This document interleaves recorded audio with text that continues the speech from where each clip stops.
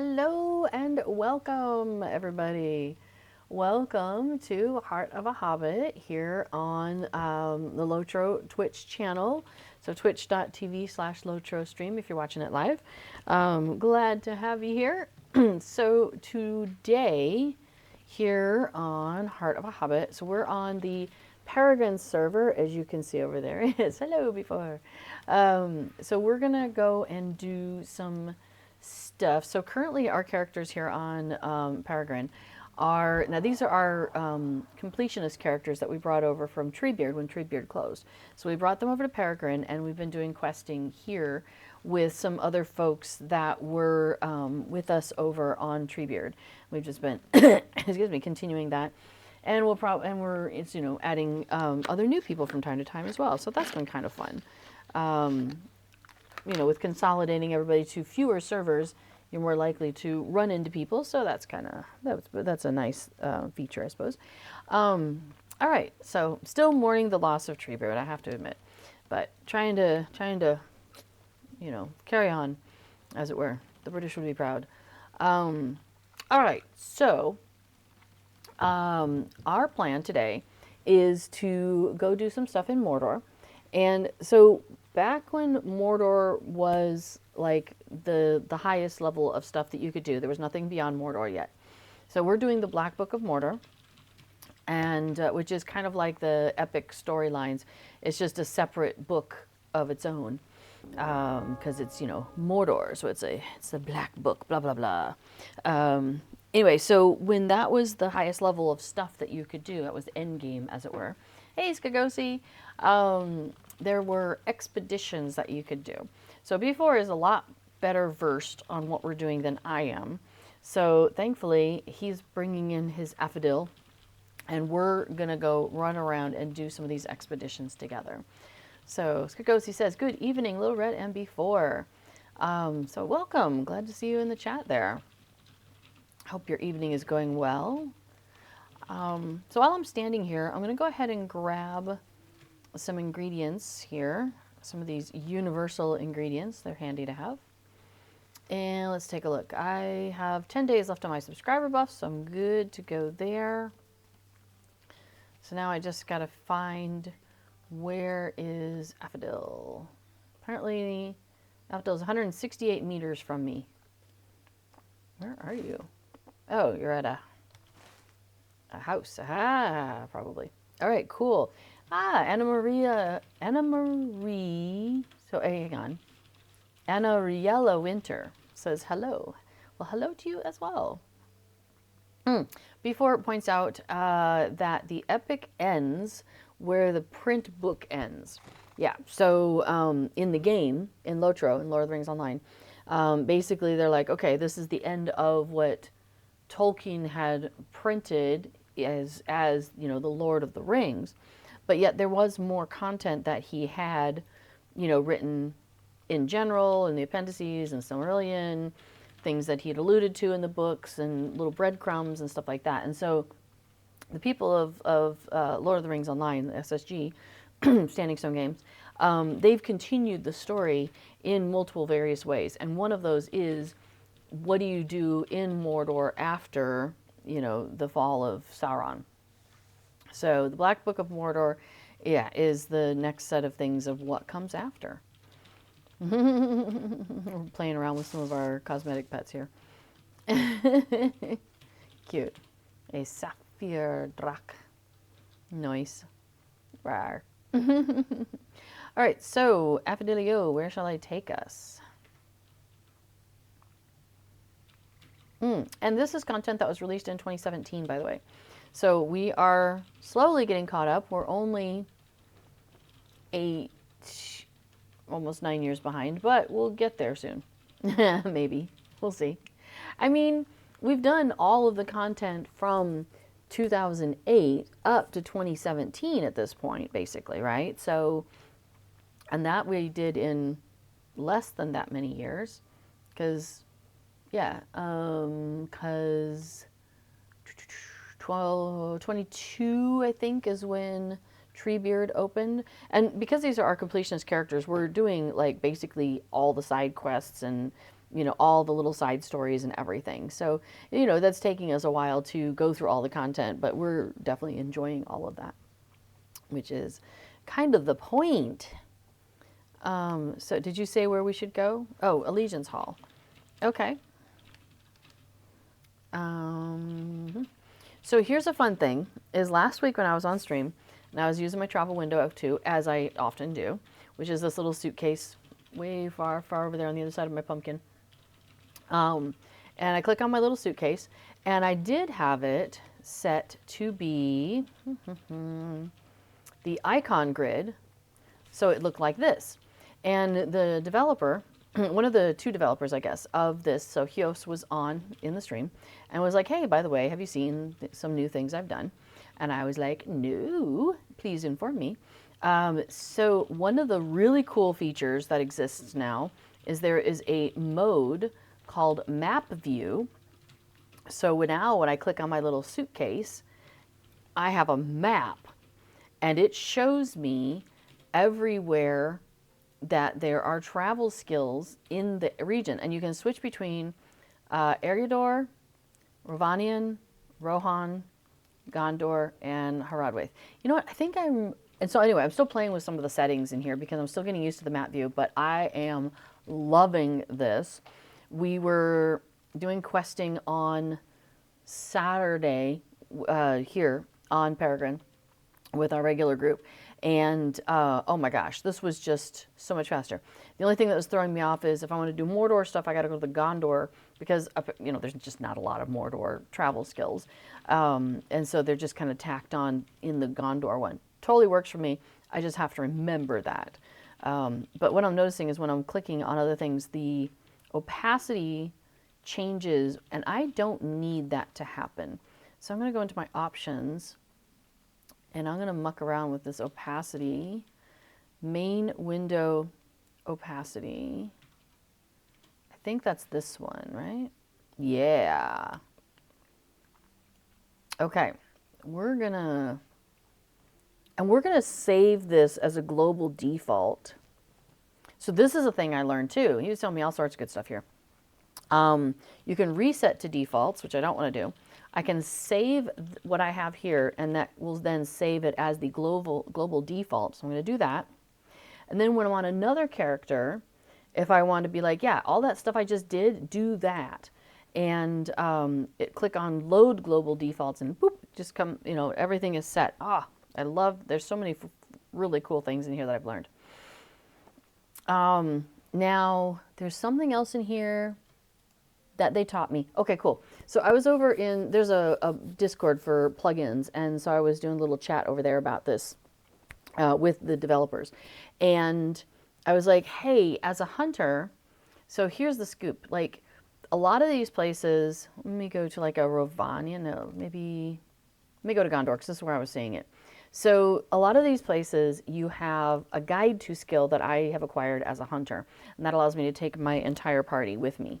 But then there's also a lot of times you could purchase a return to skill, which is just for you.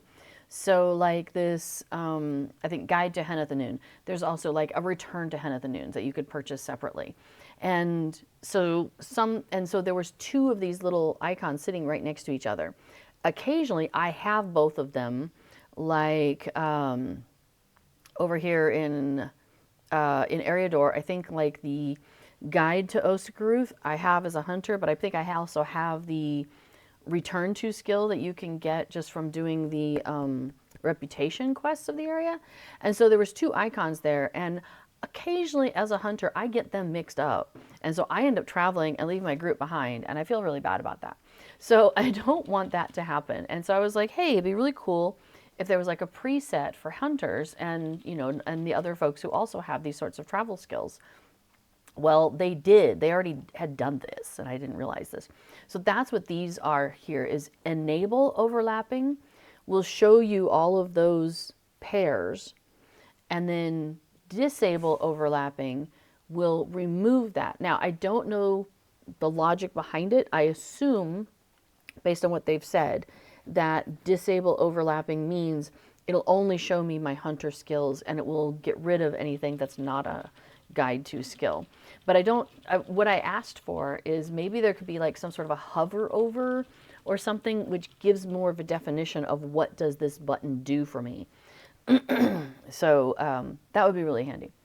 Oh, interesting. Before says that I was just confused myself because those buttons don't show up for minstrels. So that's what, yeah. So having something here that explains what these do would be super useful, because then I would have a little bit more confidence in clicking buttons. Because if I don't know what a button does, I'm just not going to click it. I just don't want to. I don't want to mess up. So, yeah. So Snefuto says, "Cool. I didn't know about the map. Yeah, it's pretty recent, within the last update, whenever that was. But it is so good." You noticed the other day that your new guide skills for your hunter didn't update in the suitcase. Any idea why? You tried reloading and logging. Before it says, is your plugin up to date? And the reason Before is asking that is because mine was not, and that therefore it wasn't showing me all this cool stuff. So I did have to go and update it, and then I had all this cool, great stuff now. Tellurian says, I think that feature was in the plugin for a long time, but it broke when the new ports became available. I'm glad it's fixed now. Yeah, I did not interact with the map feature previously. I didn't understand what it was. Now I know what it is, and I love it. And I probably will never go back to the carousel, because this is just so much easier for my brain to work with. Because as a hunter, I have so many travel skills. It's just so easy to be like, look at a map. There I am. Yeah. Okay, and then let's see. Before had said that, yeah, since the start of Treebeard 2021, thank you, we finished off most of Shadows of Angmar, which is 2007, Mines of Moria 2008, Siege of Mirkwood 2009, Rise of Isengard 2011, Riders of Rohan 2012, Helm's Deep 2013, and are working our way through the Mordor expansion, which was 2017. So we've done, yeah, well, I guess really Shadows if you count initial, and then Mines, Siege, Isengard, Rohan, Helm's Deep, Mordor. So 7, and I think there's been like 6 expansions since that time.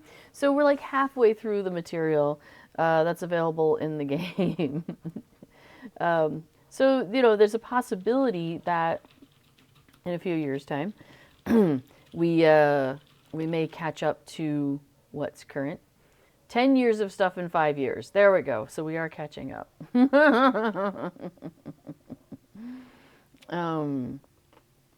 Okay. Let's click on the suitcase. And we're going to go to our Allegiance Hall. So one of the things they did, and maybe this has been here this whole time, I don't know, like Samurai. But these buttons here on the bottom are all of my milestone skills, all the things that, I swap in and out. So there's through here, those are milestones. And then I've also got my travel to personal house is here. Travel to kinship house is down here. Travel to kinship members house is down here. I believe that travel to premium house is also listed down there because I started using this over on Mary, where I have a bunch of premium houses. So that's also on there as well.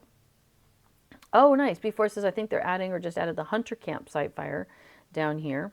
I usually have it on my sidebar, but that also is a handy place for it. But the allegiances are on the map where they kind of exist. So we were going to, which allegiance are we going to? Like, not that one. Not that one. Which allegiance? Huh? Oh, Bartharenian? Bartharenian. So Bartharenian is kind of lives, it exists in the Mordor area. So that's why the icon is over here. So you kind of have to know that in order to find it. But that's okay. It might be handy as like a search bar or something, but that's okay. Anyway, so we're going to go there because that's one of our allegiance locations. So we'll start with that.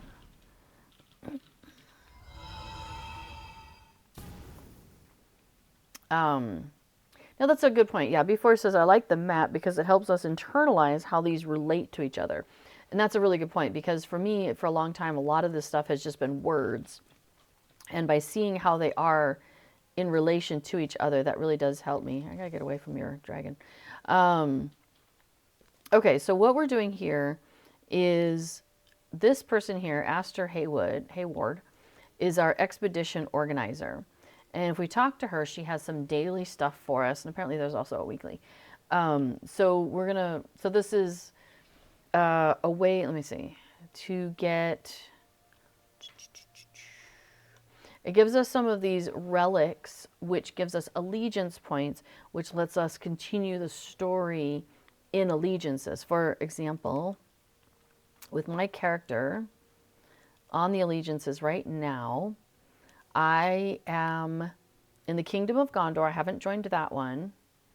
But Hobbits of the Company, I've achieved maximum allegiance level there. So, and I've done all of the story parts that exist there. Durin's Folk I haven't joined yet, but I have joined the Court of Lothlorien. So you notice these are each kind of based on the 4 original factions. So this is the Elven faction. And I started, back here at the beginning, level 1, et cetera, et cetera. And then as you consume those, whatever those called, those little suitcasey things, the preserved relics of the last alliance, they give you allegiance points. And they give you allegiance points for, I'm not sure how you can indicate which allegiance to use it for. Because can you have multiples going at the same time? You can start one after you finish the previous one. Okay, so you can only have one active allegiance at one time. Okay. Mordor ones. In Mordor. These 4 Mordor allegiances, yeah. You can only have one of them active at a time. So I guess when you consume those allegiance things, it automatically goes to the one that you're on. Yeah. So I'm currently in level 19 here, and it's showing me the next couple, but I think it actually goes to what was the Hobbit one? Oops. Hobbits went to 30. So I'm going to, in there it says it's top 19 out of 30. So I still have a ways to go. And in order to get this experience stuff, the reputation stuff, however you want to put it, for this allegiance, one of the ways to do it is to do these expeditions that come up every day, and that will give me some of those tokens that I need, or some of the allegiance point stuff that I need in order to keep that going. It also has the nice benefit of giving me some legendary item experience, because I am still working on the legendary item reward track for this season. And I have 1 month, not 2, and 5 days left to go. We were talking about this earlier, and he said 2 months. I'm like, I don't think that's right. So Sebas Gamboni in the chat says, I recently found out there's an unofficial Spanish translation of LOTRO, similar to what the Russians fans did about 10 years ago. You watched a few Spanish videos about it. Well, that's awesome. Glad to hear that, because I know there's a lot of Spanish speaking LOTRO fans. So that's cool to hear. And Spanish is spoken by many, many people of this world. So that's awesome. I don't know anything about it. And also I don't work for SSG, so I can't speak. I'm not speaking for the company or anything like that. I'm just personally happy for you. So now, one thing that will be interesting is a lot of the plugin developers, like the one sitting next to me before, they try to include a lot of translations as much as possible in their plugins, to make the plugins more, friendly for the different languages that people are using. So I think there's people in the plugin community who help out with the translations and stuff. So yes, Before Waves, he is a plugin developer. So after my stream, Before will be on and doing his stream called Plugging Along, and that'll be in about 2 hours from now. Well, maybe an hour and a half. So you can talk to him also, or chat with him, about getting connected with people who are doing Spanish translations, who might be able to pitch in on helping plugins keep up too. So that would be, it's a nice little synergy amongst all the peoples. Okay, so that's why we're here, though, just as an explanation of what in the world are we doing and why are we doing it.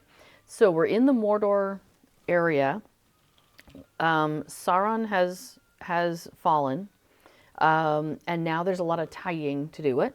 Spoilers. Spoilers. Yeah, 75 years later. Um, so this is the Hobbit location, and Merry and Pippin are hanging around here. Actually, I think they might stay here. We'll just take a quick run over here. Yes, you have to jump over things and run through water. This is very Hobbity.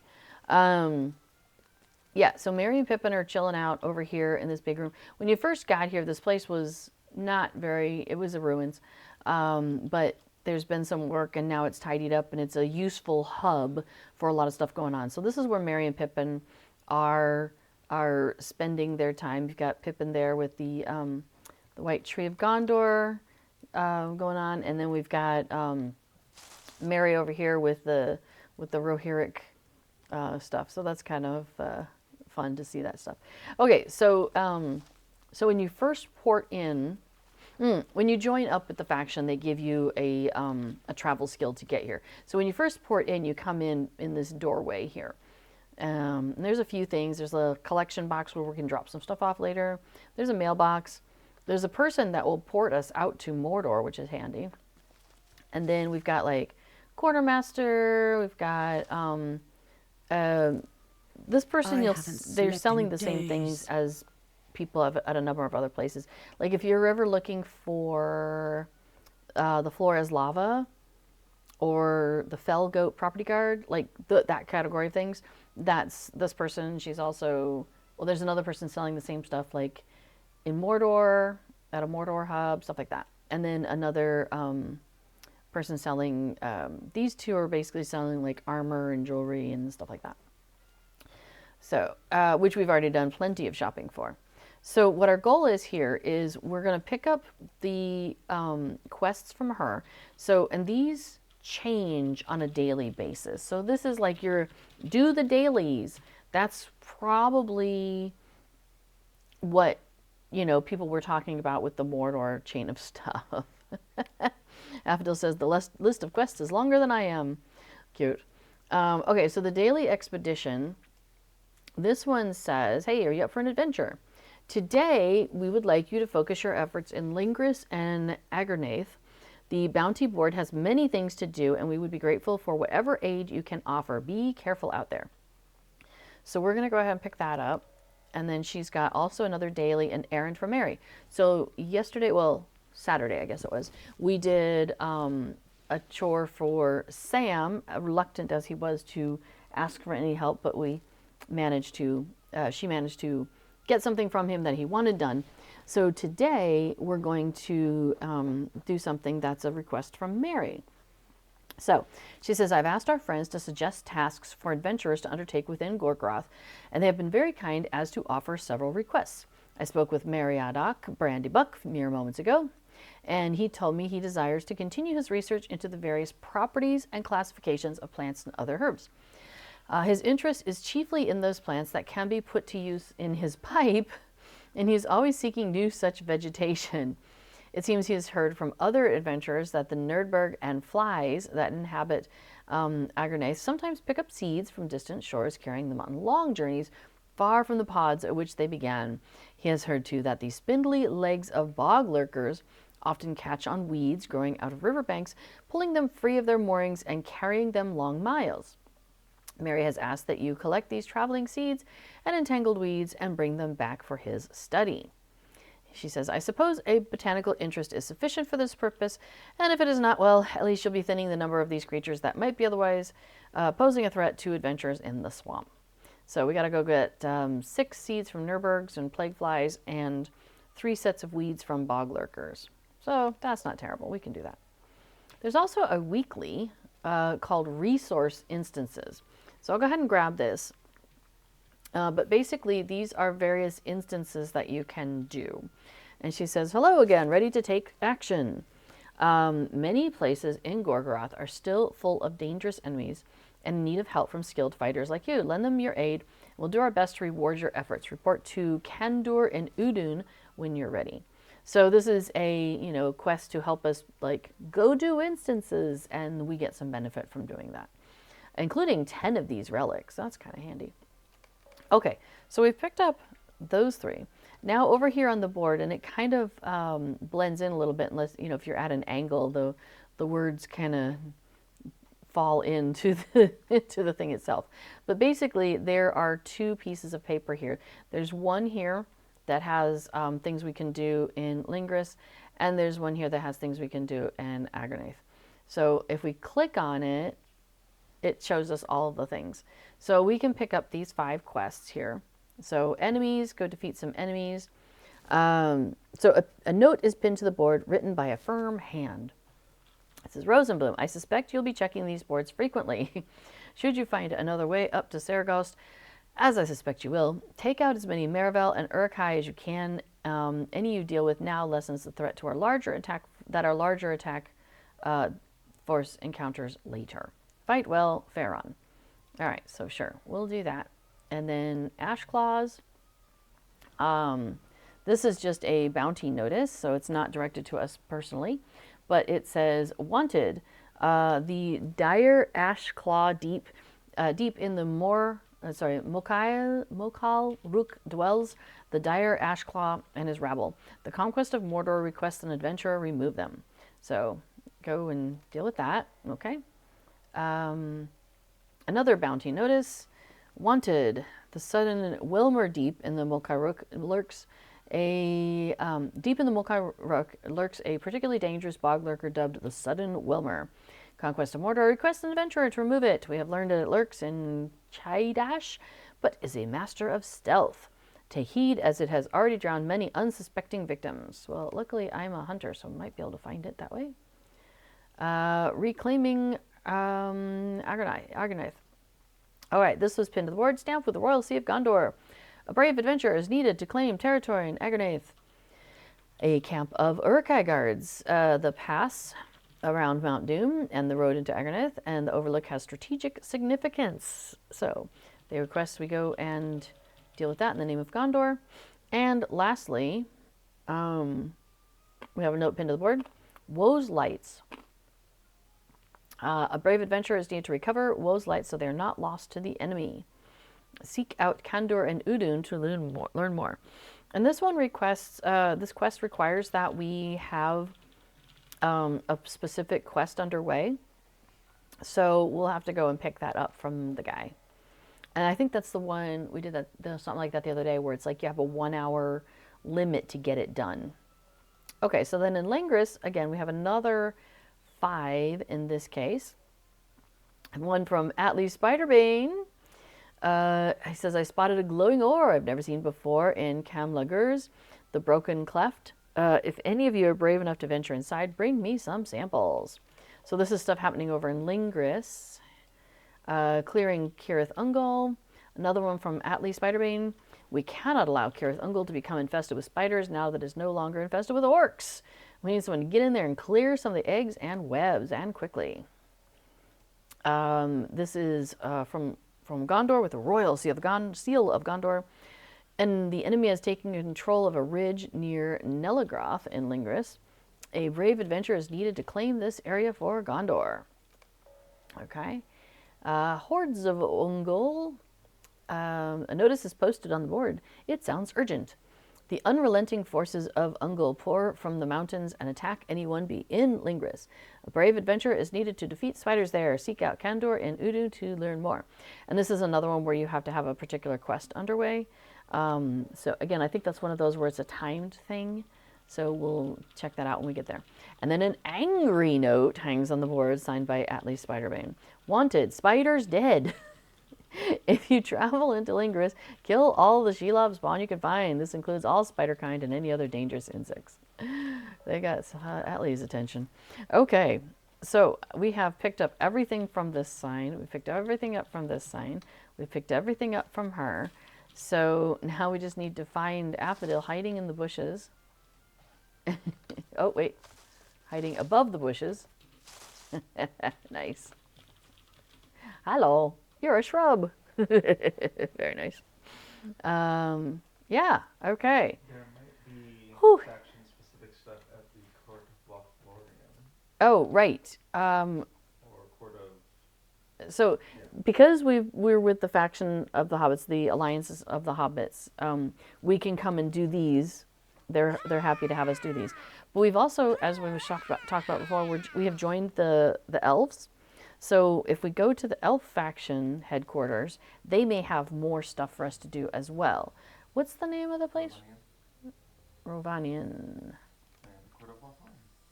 Oh, right. So now I have over here, way the heck over here in Lothlorien. So I have my normal travel skill kind of here on the bottom, which is the guide to Karis Gladden. But I want to go to the court like this thing.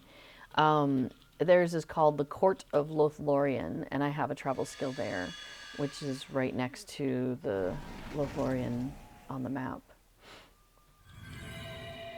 So even though it's dealing with all this Mordor stuff, the court itself is located here. Ta-da! I don't even know if you can approach it on landscape, but there's a set of doors there, but I don't think they go anywhere. Yeah, I think you can only actually get here using that travel skill. So when we came, so at the other place where we were talking to Merry and Pippin, and they were like kind of across. So here we've got a similar situation where when we got started, and as we continue the story here, they send us over here to talk to Celeborn or Galadriel, sometimes Thranduil, and sometimes Legolas. So then they've got all these other people kind of hanging around, doing stuff. It's a hub, so you've got like quartermasters, that same person, well, Dark not same person, but the same dark tidings. stuff, the housing decorations we were talking about, the fell goat, floors lava. So you've got that, a person selling that stuff in every one of these hubs. You've got, excuse me, like your jeweler, cook, you know, your recipe people. So like there's a lot of cool stuff you can take care of here if you need to. There's even a barber. They've got forge masters, and like, you know, it's a hub of a lot of stuff. And this one again is instead of it being in a ruin, it's, you know, tucked into all the trees and everything up here in Lothlorien. So in this case, we want to, and Haldir's here, and sometimes you talk to him, sometimes he has stuff for you. But we're going to talk to this expedition organizer, who is very similar to the Hobbit one we were just talking to, although much taller. Yes, as B4 points out, fortunately one does simply walk out of Mordor. Well, port, in this case. So this person has for us a daily request. Forget not these others. She says, all who have heard tales of Lingris know of the shadows of the Ethel Duarth fall upon the web-choked passes, haunted by the broods of countless spiders. Many are the adventurers who have sought to thin their numbers, some successfully and some not. Only those who are successful return from the lands from which they rode, while the failures remain behind, ensnared by the webs they thought to clear. There are too many spiders in Lingris for us to achieve victory in that way. But what if we take another approach? What if we thin the numbers of their prey? Forget not these others, the bats, the maggots, the burrows, and the flies that serve as the spider's primary food source when hapless adventurers are not available. So she wants us to go to Lingris and defeat the spider's prey, and you'll be harming the spiders, though they be unaware of the attack while it happens. And then I'm going to guess here on their Agarnath and Lingris posts, there might be some things. Nope. Oh, I guess we got them all. Okay, so they're the same. Probably, I bet if we'd come here first, we would have picked up those same things. But she just had a different daily that she wants us to take care of. So my guess is all these expedition organizers are going to have the same overlap in the board of a bunch of the things, and then but each organizer has a specific daily quest that's unique to them. Oh, nice! The tea set of the sands, very cool. So now that we have picked up, you know, all of these various quests that we want to do, you want to click on this guy? So if we click on the Rider to Mordor, he takes us right to Mordor, which is convenient for us, and drops us off at this location. I think the other one might have dropped us off at a different location. Oh, they both come here? Okay. I don't even know where I am. Oh, I'm way up here. Up in the corner, up above my head up there. So we've got stuff to do all over the place, I think. Definitely over here. Where's the rest of it? I don't know. It's here somewhere. This is where B4 is good at stuff.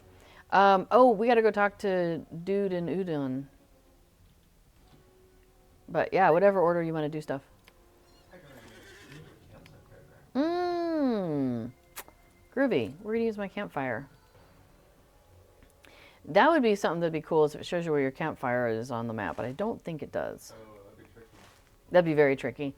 It'd be like the milestones, where it would have to somehow get the information of what you had picked. So anyway, so we just ended up way over here, which is groovy. So now we're in Agraneath, and we have a bunch of stuff to do here from what I recall. You know what, let me just go ahead. So I'm going to do a thing where I'm going to go ahead and remove all of the stuff from my log here, which means it's going to not show me on the map anything. But I'm going to go ahead and I'm going to remove all. So now I'm not tracking any quests. So I don't know what's going on. I'm running blind. But that's okay because B4 is really good here at taking us to the right place. So as... What's that? If you want to have them up, there is a category in your quest called Agraneath Allegiance. That's true. I could go to Agraneath Allegiance quests and go ahead and pick those. Because as B4 says, these are the ones that we're working on right now. So I'll go ahead and have those up on here. And so those will now show up on my map. Ta-da! But the cool thing is if they weren't up the first time I do something that counts towards that quest, like, you know, defeat 1 of 5 or whatever, then it'll show up on my quest log. So I do that a lot of times when we're running around as our group. And I'll just remove everything so I don't have all the clutter on the side of my screen of the, you know, 50 quests we've just picked up or whatever. Because if I hover over something, if it's a part of our problem, a part of our situation, it will show up. So like if I hover over that guy, nothing's there. If I hover over the flies, nothing there. So I know I don't need to worry about that stuff. That little plague rat definitely has your number though. All right, we'll get rid of that guy. Hey, there's some other folks out here. Hello.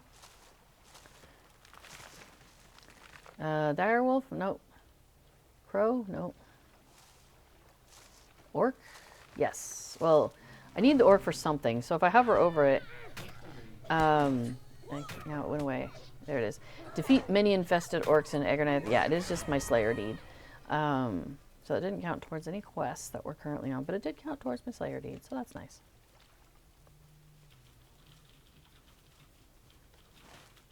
So it looks like we are running over to that circle over there.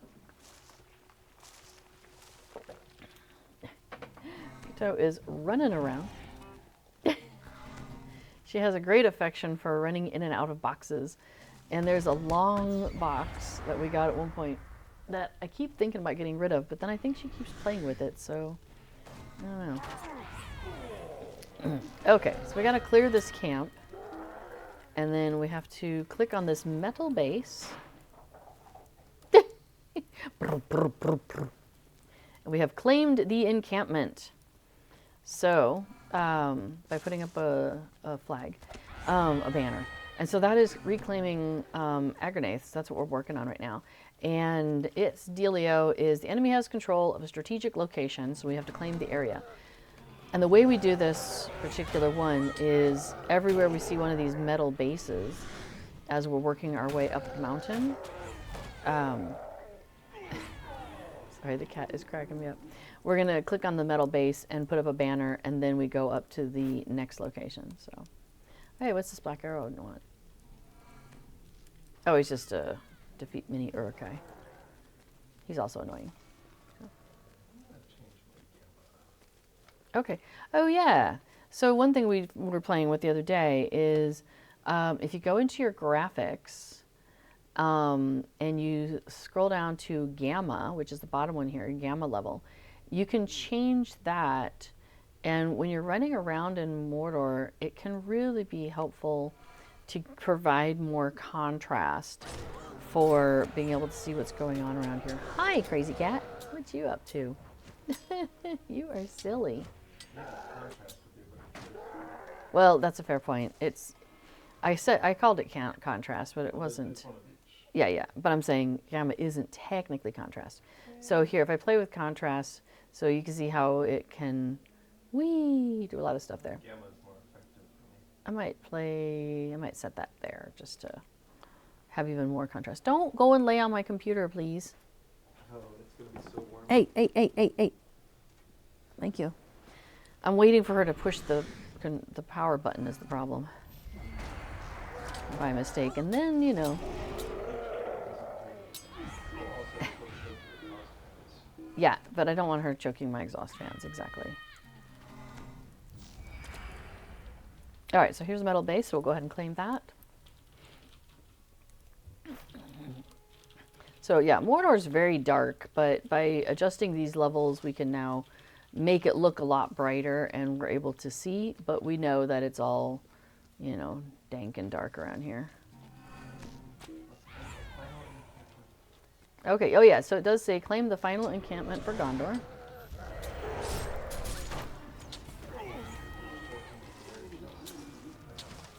Oh yeah, so there's like a rare chest deed, and finding them, there are these final camp locations. So if we were still looking for that, we would be finding one here.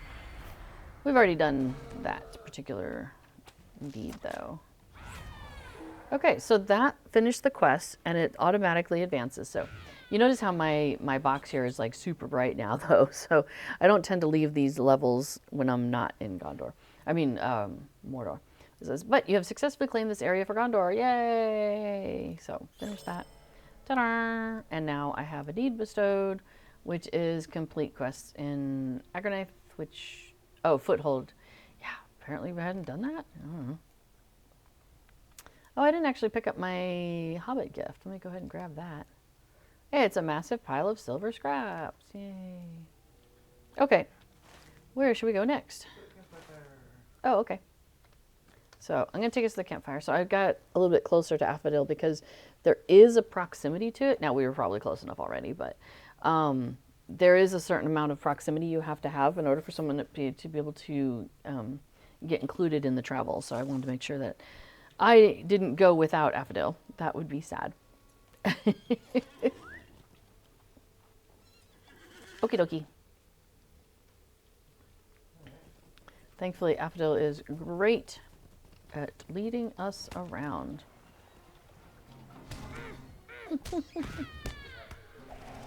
Oh. Affadil is having cat aggro. As in, the cat is over there wanting attention. Lots of attention. She's in a weird mood all of a sudden. Ah, good. Okay. So we're going to take out some flies and things and grab some seeds. Nope. Nope.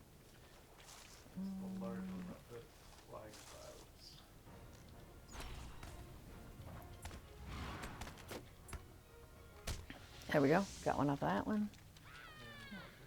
The Borg lurkers? Oh yeah, okay. Yeah, everything else on my screen is so bright right now, it's so weird.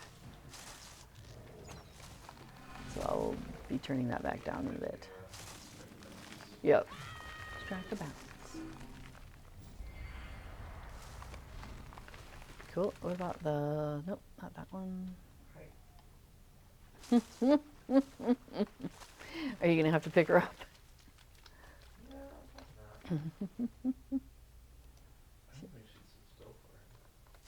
Yeah, maybe not. She's in a funny mood. Oh, here's another bog lurker. Oh, we don't need it. Okay. You want to search for flies? Sure, I'll search for some flies. Big flies. Or near big. All right, so, what do we want? Bloody plague fly? Sure. Yeah. We'll try that.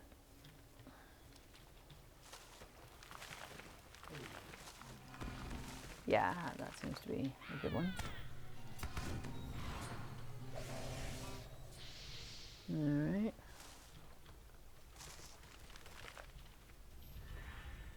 There's a corroded small chest.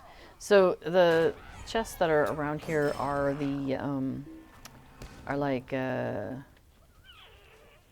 they're resource chests. So instead of having resource nodes that gave each of us like some skarn, a black adamant, and I also got a thing called a oh, maybe you got one, a resource chest, or sorry, crafting bundle, which is another way of giving us craft stuff.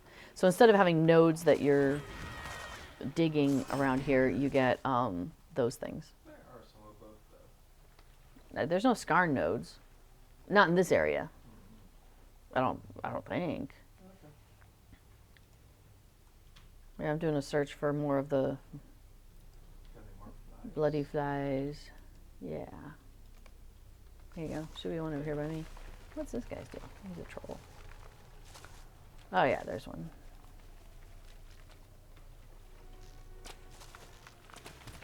Do I need the mushrooms for anything? What about the slug? Is the slug useful? Nope. Nope. These ash claws will also help. You found one? Oh. I thought you found something.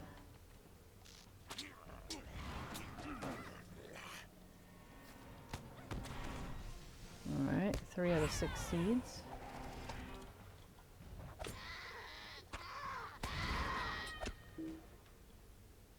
Nope, ash claws don't have anything for us. Oh, we need the ash claws that are in Sarados. Found some more flies though.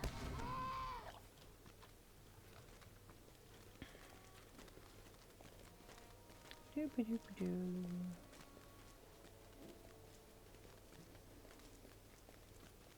Oh, there's one.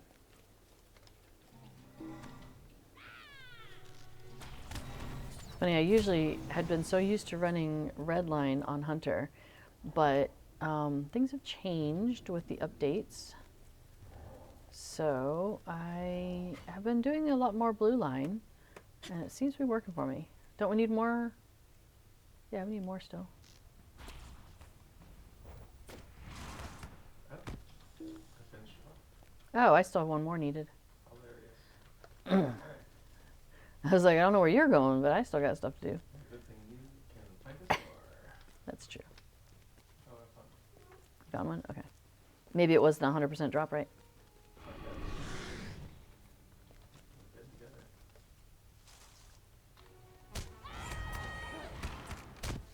All right, I have 6 out of 6 seeds. So that's that daily requests, an errand for blah, blah, blah. Yeah. Okay, so I can uncheck that because we're done with that one. Okay. That's there, almost. Okay. Looks like we're mounting up. Here I come. So yeah, that's true. There's branches, but there's not ore nodes. There's not a lot of them, but I think there's this one. Hmm. Okay, you're right.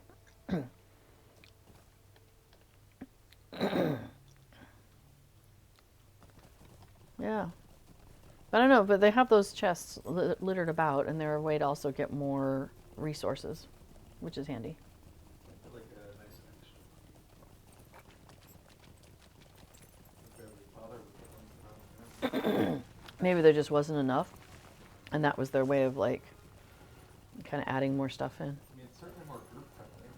It is group friendly. That's a very good point. It is very group friendly because yeah, when you do like a resource node, like if I just grab some skarn from there, I just get it. But when we open those chests, everybody gets something. So they are much more group friendly, which is really nice.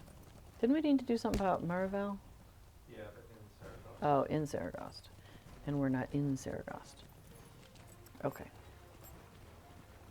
Better play the boss. Sure. Talk to the session. Oh, right. talk to the statue, and it takes us elsewhere. So now we're, where are we? Over here on the map. So now we have the Ashclaws and Sudden Wilmer. All right, things have just spawned in for me. Sorry, what are we hunting? Ashclaws and Sudden Wilmer. Oh yeah, Sudden Wilmer. And defeat Plagued Ashclaws and defeat the Dire Ashclaw. They actually look like Hmm.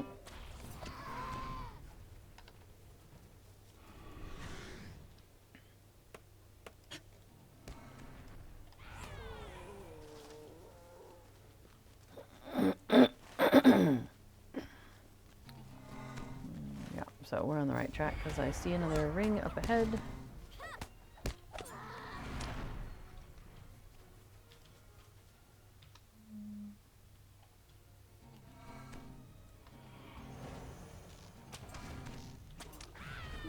I don't know if that did anything for me though. The Morbo. Okay. Ashclaws, definitely. They are plagued. It's so sad.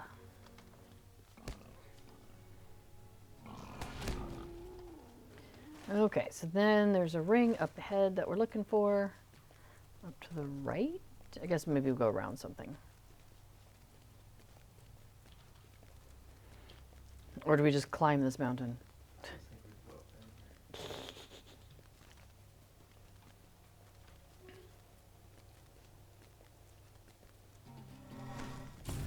here. Yeah. There's the Dire Claw.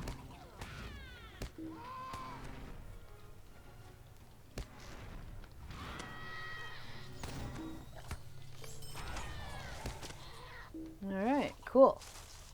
So that took care of that one. Now we need to find, oops, that Marvel noticed us. Sudden Wilmer. Yeah. Over. It's not it is sudden. It's so sudden. It wanders the river, so we'll just Oh, okay. Should I do a search for it? if you want. What do we think it is?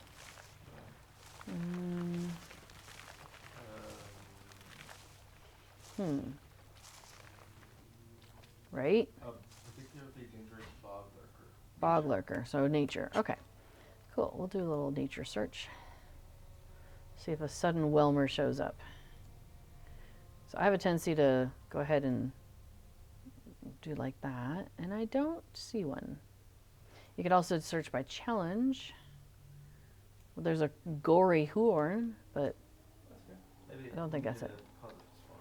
yeah, so sometimes with this sort of thing, you have to get really close to it, and then it pops up.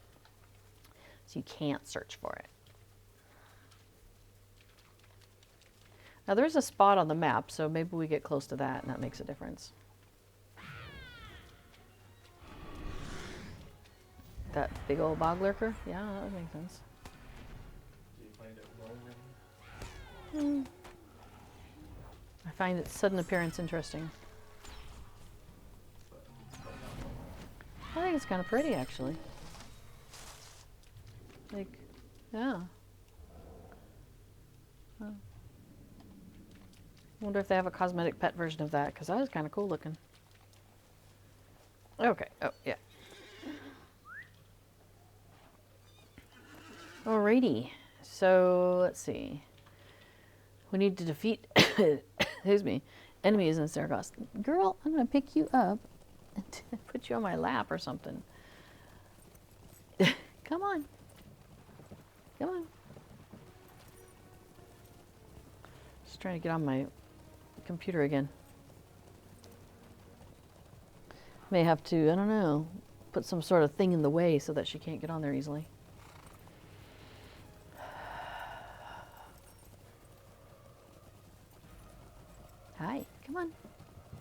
Come on.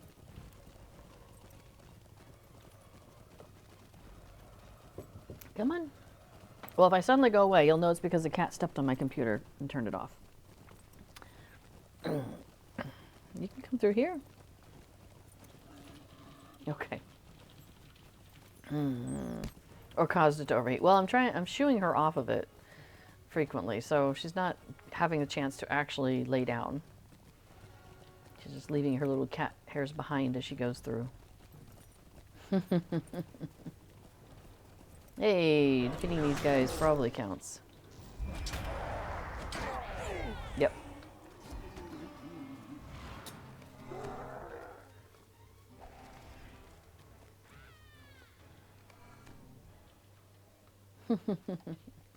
Oh, the bat counted too. That's fun. I guess because we dragged it inside, maybe.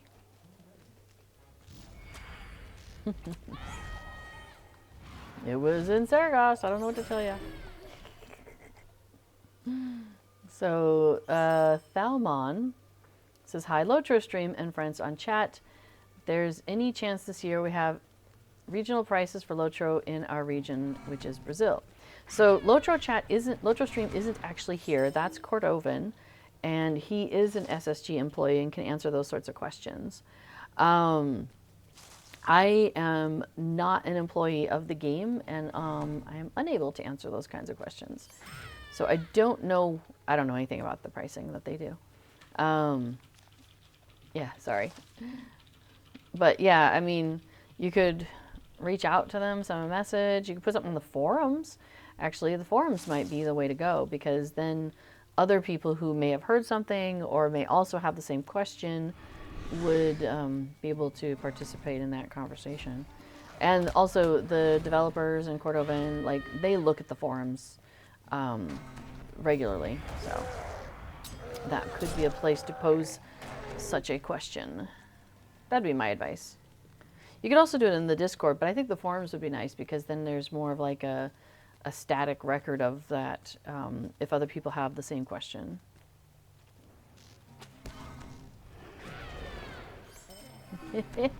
Tom says, thanks, no problem at all.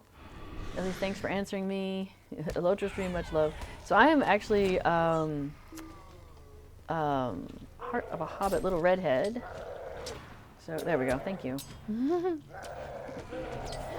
You're welcome to follow my channel, but I pretty much only do LOTRO, and I mainly do it here.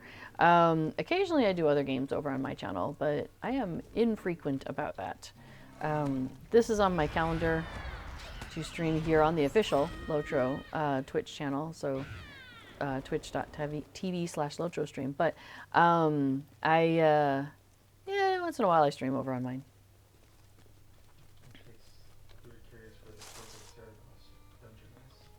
Oh, the Court of Saragos dungeon. Ah, I'm not the fellowship leader. That's fine. Okay. So if you were to walk over to it on landscape, you could do that. But I'll bet you could find it through the instance. All right, that's 15 enemies here. So I feel like we're done in this place. Talk to an expedition organizer. Oh, go to Udun. Okay, this I have. So if I go to, I believe it's Gondor, and then guide to the Udun foothold. Ta-da! I can take my fellowship there. I love the map thing. I'm so glad that they pointed that out to me. How I can use that. So good. Okay, so this is a place where you kind of come and go a lot early on when you're running around here in Mordor. And now this person here, Kandur, is somebody that we interact with to do more stuff with these mission thingies that we're doing. They're not missions, but they're basically. Okay, so Affodil is suggesting that we look at Bolrud, Siege of Corruption. This one says, in an effort to extend a hand to those in Mordor who do not rally under a banner of shadow, we will lend aid to those in need. You have spent time with the Red Sky clan in Agarnath, have you not? Maybe. They are continually in confrontation with the forces of Saragos. We must be vigilant for the Red Sky clan are now one of our greatest allies in Gorgoroth. Would you go to their village and assure them of our continued watch? So this quest has a 1-hour time limit. The timer will begin upon accepting the quest, and then it can be completed with 1 or 2 adventurers. So this is great for a duo, which is what we are. So yeah, got it. And then I believe we click on it and it's a travel. Yeah. So we must protect the Red Sky clan at any cost. So travel now. Zoom. Home to the Red Sky clan.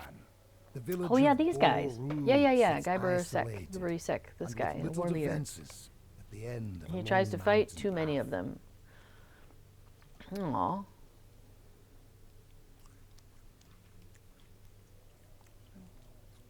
Anything else, my friend? Just too many of them.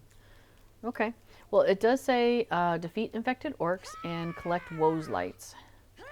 So let's see what we can do to help. They've taken our home from us.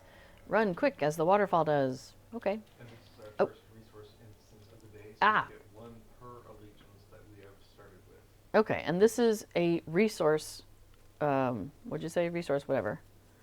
So we can collect resources like all over this place, and it's going to be one particular resource over and over again. So you can see like there's branches like crazy in this place.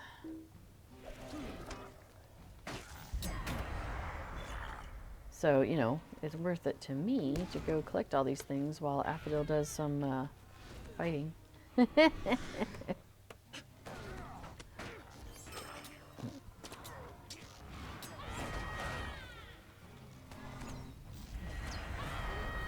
So generally with these, you're fighting your way through these resource instances. There was some back in Moria that this reminds me of. So you are basically defeating all the things and picking up resources, whatever the particular flavor happens to be. So in this case, it's wood. Sometimes you'll get an ore instance, whatever. And it's of that level though, which is kind of fun. So in this case, you know, I'm getting the Gorgoroth. I'm getting the Gorgoroth branches. So that's kind of cool. Maybe I'll zoom out a little bit so we can see what's going on around me.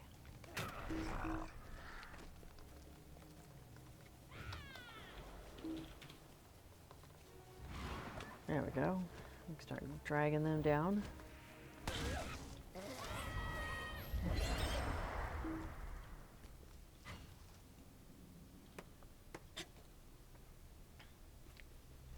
So Barbudo Jurgen says, greetings all chat and streamer. Hello. I'm going to enjoy the game now. Well, that's good. That's always a good way to start. If you're not enjoying a game, I think that needs a little reassessment. Anyway, I'm going to enjoy the game now. I'm trying to do all the quests in all the zones. The main quest guides me. I think, and the question is that a good way to play it? I think so. So. There's a couple things to think about. There is a main thread of quests that the game will try to guide you along, and those are called the epic quest line, is what most people will call that, or the epic books. Because the way that the game has been structured is that because we're not written in the Lord of the Rings books, right? Like if I were to pick up a copy of the Lord of the Rings, we're not going to find Rosenbloom and Affodil sitting in there. But we are going to find mention occasionally of like adventurers or people who helped out, just unnamed people. And so, you know, the Rangers, and then, you know, so there can be any more than named Rangers that exist, right?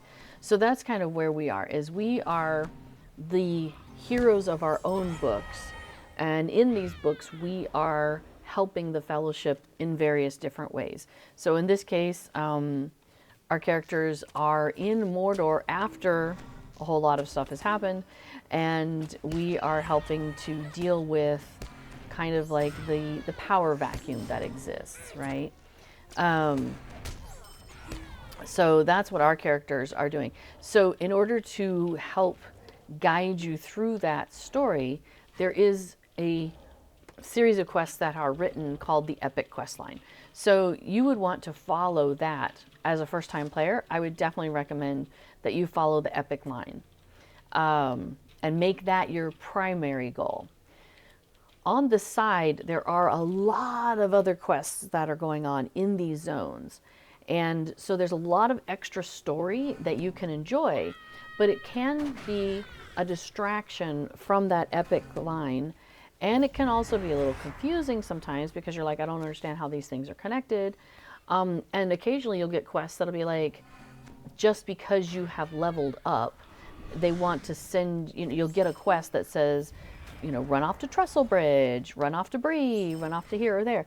And when you get that quest is not necessarily the ideal time to do that. And as a first-time player, that's not clear. So that's another reason why I recommend following the epic line as your guiding star, and let that kind of help you navigate through the story. And as you get other quests, because as I think before mentions here, oh no, he mentioned something else. One of the things that LOTRO, one of the features of LOTRO is that you will get a lot of experience very, very quickly in the game. And so what happens is you may be in, let's say, Bree, which is like a level 20 questing area. And all of a sudden, you've been doing so much questing, you're now level 30. And as a level 30 character, it wants to send you off to do other things. So that's just something to be aware of, that will happen to you. Now you can do things like what we have done, which on my character, I have this thing called the Stone of the Tortoise, which disables all experience gain from monster kills and quest completions, which means I can go and do as many quests as I want. I can kill as many baddies as I want. And I'm not going to get any experience from that, which means I'm not going to keep leveling, so I'm not going to out-level the area that I'm in. So that's a trick that some folks will use in order to be able to really stay in the moment and continue to experience the zone at the level that it's meant to be experienced at. So that may be something that you'll need to take consideration of and be prepared to do. Let's see. So I'm at 2 lights, 2 lost relics, and 3 rations. Okay. So other things, Barbato Jurgen, is before mentions, watch out for Ered Luin and Bree Land. These are kind of early areas. They both have higher level areas within their borders that you can't do until later. So you'll want to make sure that you don't step foot into a place where, things are way higher level than you. So just keep an eye out for that. If you're following the epic line, it's unlikely you're going to come across them too easily, but just be prepared to know that exists. Let's see. And Barbudo Jurgen says, the deeds, I hate them. I wait until I have a higher level, to instant kill all the deeds. Yeah, Slayer deeds, deeds are never required. One of the nice things that deeds do for you is they give you LOTRO points. And with LOTRO points, you can buy things in the game. So, that could be a reason why you might want to do some deeds, particularly some of the early level Slayer deeds and stuff like that. That can make things a little bit easier on you, because then you can buy travel skill cooldowns and, a wide variety of things. But again, you don't have to do the deeds. Nobody says you have to do the deeds. There are very few quests in the game, and before might be able to speak to this better, that require you to complete a deed in order to continue moving. And if there are, they're going to be way later in the game. So generally that's not something you have to worry about. So don't worry about deeds. Just do them if you like them. Don't worry about it if you don't. Whatevs, yo. So on another subject though, Mr. Rosh asked, is the UI updated yet? Before said, scaling for higher resolution monitors was part of the beta testing on Blue Roar servers last week. I know they've done some other UI updates throughout the last few years. So I guess it depends on which UI update you're looking for. But yeah, Mr. Ash probably was looking for that specific one because he says, okay, I thought they went live. I'll wait a little bit more then. Thank you for the reply. There's some upcoming, there should be some release notes coming out soon. So that would be the thing to keep an eye out for. I know a lot of people just ignore the release notes, but they're so handy for learning what's going on. So I suggest definitely keeping an eye out for release notes. I'm 2 rations short, by the way, hun. Yeah, I missed a bunch of relics. Is the trend. Okay. I'm not sure where I missed them because I thought I clicked on everything as we walked along. We might go backwards. Yeah, let's go backwards a little bit for you and I, both for our stuffs. Yeah, I'm at 7 out of 5. Yeah, I'm at 6 out of 8 for rations. Everything else I have. Oh, because you were doing all the battle though, and I was doing all the talking. So let's see. Yeah, as B4 points out, it's Barberto Jurgen. You may find it worth only focusing on the quests and exploration deeds and ignore the Slayer deeds. Now, sometimes I do find the exploration deeds kind of fun because, like, in Arid Luin, it gives you a chance to see places that I would never have found otherwise. And the LOTRO wiki, by the way, is a fantastic place to find that information. Yeah, I have talked to Kandor, bring the wolves lights, bring the relics, bring the rations, talk to Kandor. Yep, I'm good. So portrait exit? Okay. This is a clue for you, Roberto Jurgen. If you're ever in an instance, which we are technically, like where it did that travel now sort of thing, that often means you're in an instance, there's no exit. Like I'm looking for an exit door and I can't find one. If you right click on your portrait, so the thing way in the top corner up there, I'm going to right click on my portrait, and then at the very bottom, this little short list, one of them is leave instance. So if I click on that, it's going to say, are you sure? I'm like, yes, I'm sure. And then you get the little travel emote that happens. So just a hint on that. If you find yourself somewhere and you can't figure out how to get out of there, try that. Try right clicking on your portrait and then click on leave instance, or as we call it, portrait exit. And that will get you out of those things really fast. So I'm going to turn in some things real quick here. Tarry. So I shall certainly honor the Red Sky clan and find suitable places to plant these lights. I hope they have the mysterious properties to heal the land as you say they do.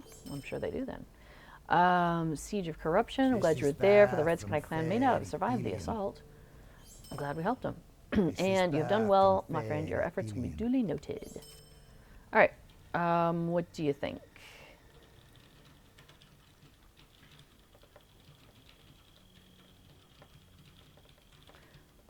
Shall we drop off supplies at Allegiance Halls? Well, sure, we could do that. Okay, so here I'm going to go back to my... Oh, I got to quest this. Successfully saved the Red Sky Clan and gathered many ancient lights. Okay, cool. Okay, so I will go to Bar Florenion first. I'm going to go see the hobbits first. All right, so Anna... oh, yeah, the name I keep getting wrong. Anna Winter says, area question. I get confused if I should go to the Lone Lands or get to Avendim. Which one should I focus on? I've always gone with Lone Lands, but it feels a bit more depressing. Hang on, let me turn. So I'm going to turn in some stuff to this Hobbit collection box. That was the gathering rations that I was doing. And talk to an expedition organizer. Hey, you're an expedition organizer. I'm going to turn in this Conquest of Gorgoroth. They thank you for your aid. And I'm going to turn in the daily request, the errand from Mary. She says, you've returned with the seeds and the weeds that Mary requested. I'll bring them to him. I hope he finds more joy in these than the last batch of plant matter with which he filled his pipe. That smoke did not suit him at all, and I can still smell the choking fumes in my memory, if not with my nose.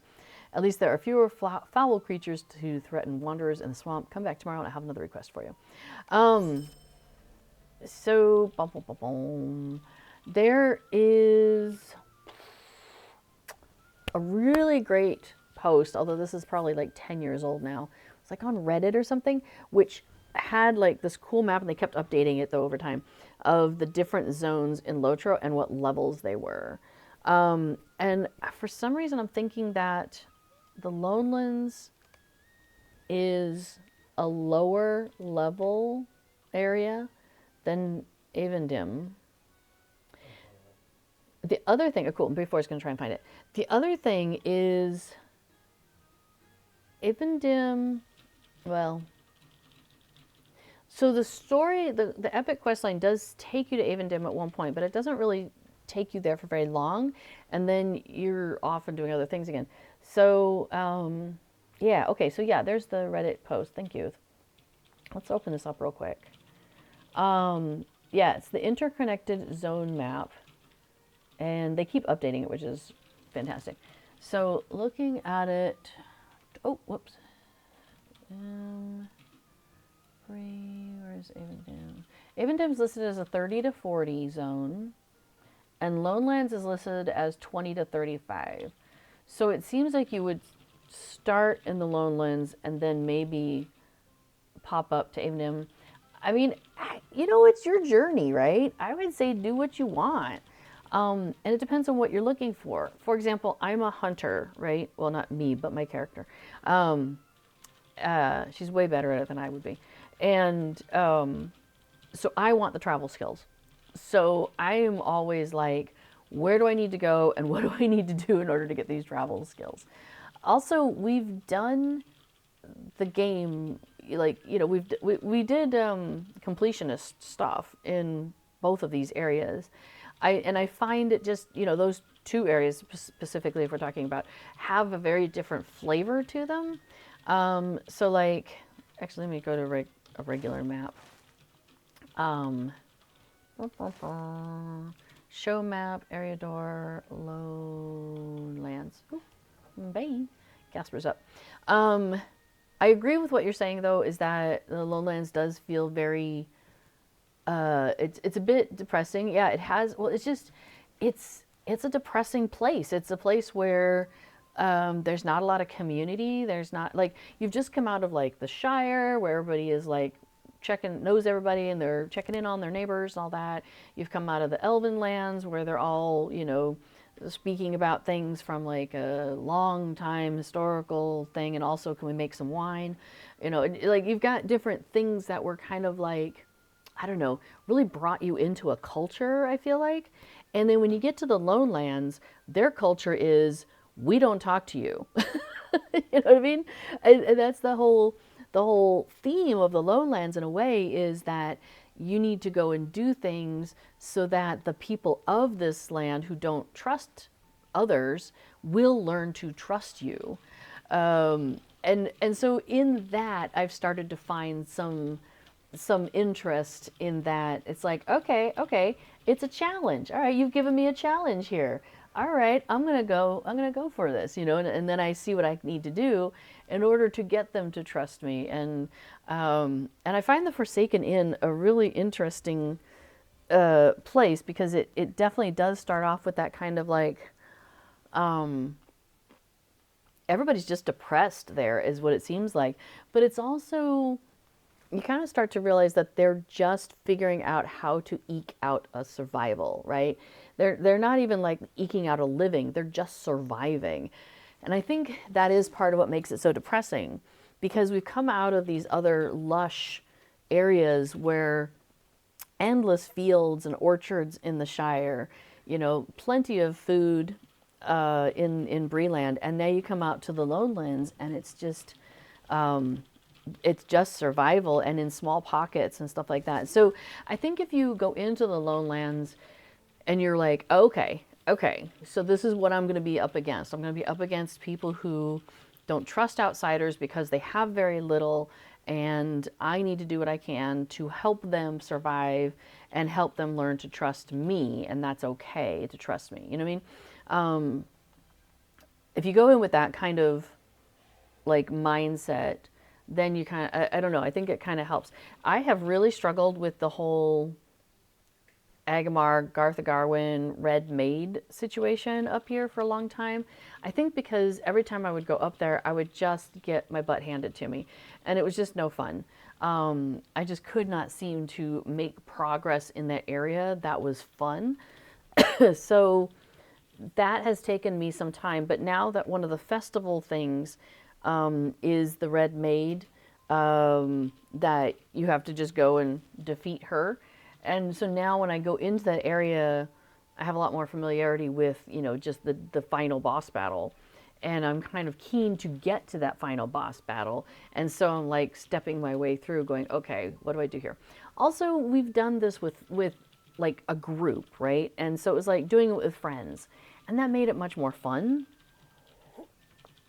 Doing it alone, because I have a main character here on Peregrine, which was my main over in Treebeard. So when I was like maining on Treebeard, and then my other main was on what was Laurelin, which is now it's over on Mary. I was doing a lot of the solo questing early on just to kind of work my way through it.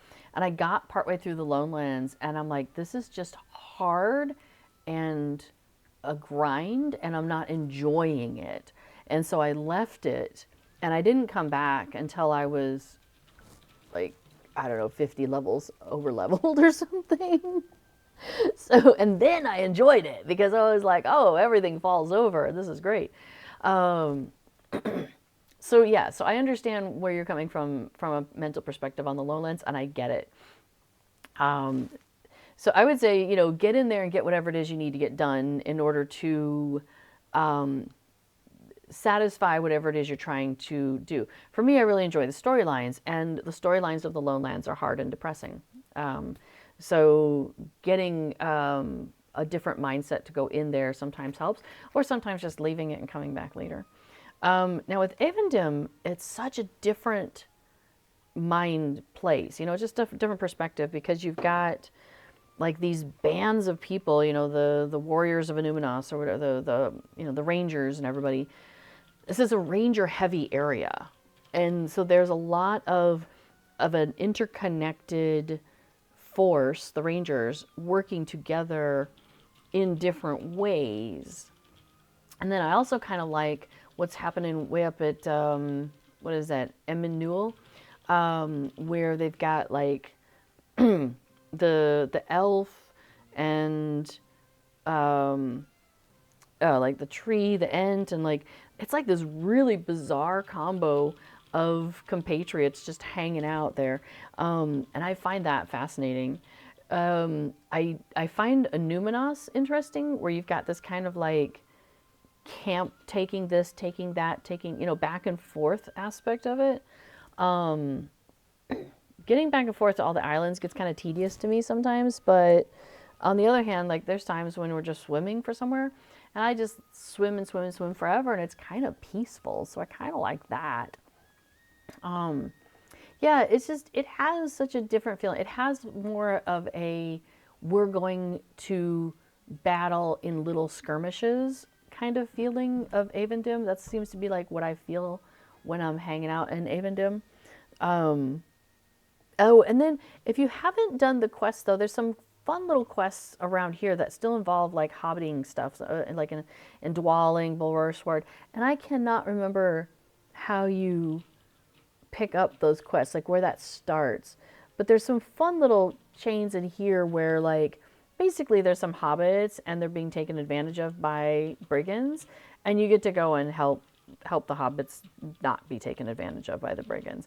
And you also meet basically avatars for real world people such as Tolkien, and the other Inklings are kind of represented in that.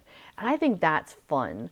So that's like, that can maybe bring some joy into the area of stuff like that.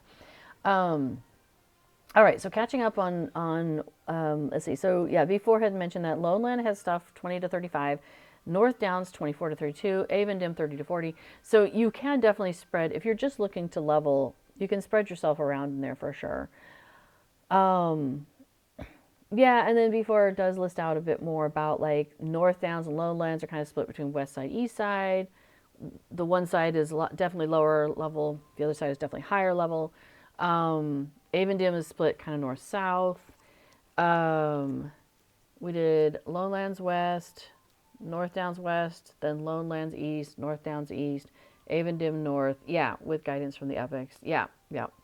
And as B4 points out, we definitely had the Stone of the Tortoise on a lot during all of these things. Yeah, you have to.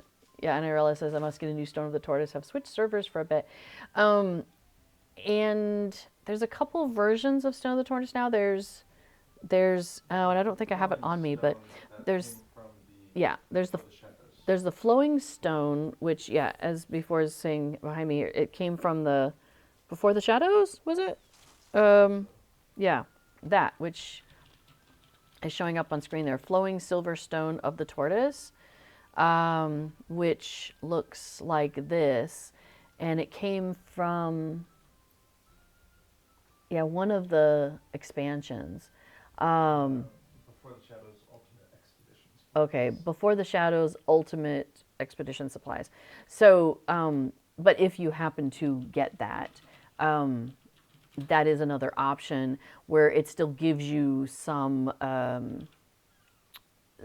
stuff. Like you're not completely without ability. You know, it adds in some vitality and might and agility and stuff like that.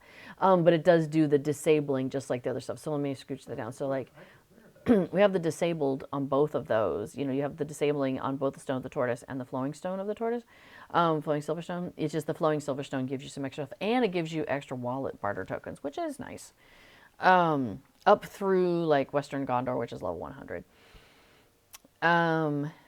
But it also disables that XP for you. The nice thing about the Flowing Stone, the Flowing Silver Stone of the Tortoise, is it's bound to account, so you can swap it around to different characters, whereas a Stone of the Tortoise is bound to the character who puts it on first.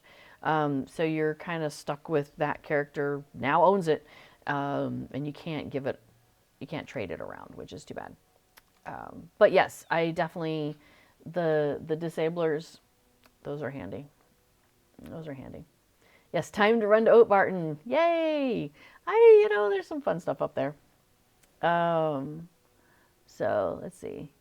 Appreciate it a lot. Well, you're welcome. Yeah, I know it's a challenge when you get to things and you're just like, ugh, this is a drudgery. Like I ran into that. Oh, where was it? Well, I used to definitely run into that with like Angmar. I was like, dang Mar. Because it's just so like everything's awful in Angmar. Like everything's bad. It's overrun by everything bad. Yeah, I don't know. I just struggled with Angmar, and it's dark, and the sky is scary, and I'm a bit, and everything was confusing. That was the other thing is you're like, I am here. I need to get to here. And I'm like, I'll just go this straight line. No, you won't. So Angmar took me a while, but now that I can get around Angmar, I'm a lot more confident. And, but I don't do the side quests anymore. I just go and do the main stuff and go through. But I am glad to like see the rangers at the ranger camp. Like that's kind of nice. I enjoy that part of it. So, MPM Franz says, I started LOTRO 2 weeks ago. So much fun. Yay. Welcome. Yeah, I know. It's like there's so much joy that I find in the early stuff. Like all the stuff in Eriador, like, hanging around the Shire and Ered Luin and Bree. Now, have you done Cardolan, Anarella? That's another, Cardolan and Swampfleet. But actually, where am I thinking of? I'm not thinking just those. I'm thinking, over in the Troll Shaws, the Angle of Mythithel. Now it's, what level is that? It's a lower level than what you're talking about with that stuff. But hang on, where did I put, that's not it. Where did that map come up? Angle of Mythithel is, oh no, it's listed as 40, level 40. So it is right in that range. It's actually the high end of like, Avendim, looking at the map. But yeah, the Angle of Mythithel I found kind of a refreshing alternate also to being in that kind of level. And so that's like the southern part of the Troll Shaws down here. So when you're looking for some other interesting content that you might not have run across yet, that can be fun. Now, if you're looking at early content that you haven't done yet, and MPM fans, this is not for Franz. This is for people who've run through the game with a number of characters. But Cardalon and Swanfleet, I've really enjoyed getting to play through that, and that really takes you through a lot of levels. I think it pops you out at like level 35 or something. Yeah, Swanfleet's listed as 1 to 15, and then Cardalan is listed at 15 to 32. So that's another option if you're looking to level somewhere that's not the Lone Lands. Is Cardalan could really be an interesting choice to you. And there's some good, some really interesting like lore stuff, like Boromir kind of stuff that's woven in there. So that can be interesting. But yeah, I just love like hanging out in the Shire. I love doing all those early quests and having a good time getting to know the game. Am I spinning? Oh, whoops. Somebody's sitting on my, hang on. Casper, you're sitting on my keyboard, honey. Can I scoot you? Thank you.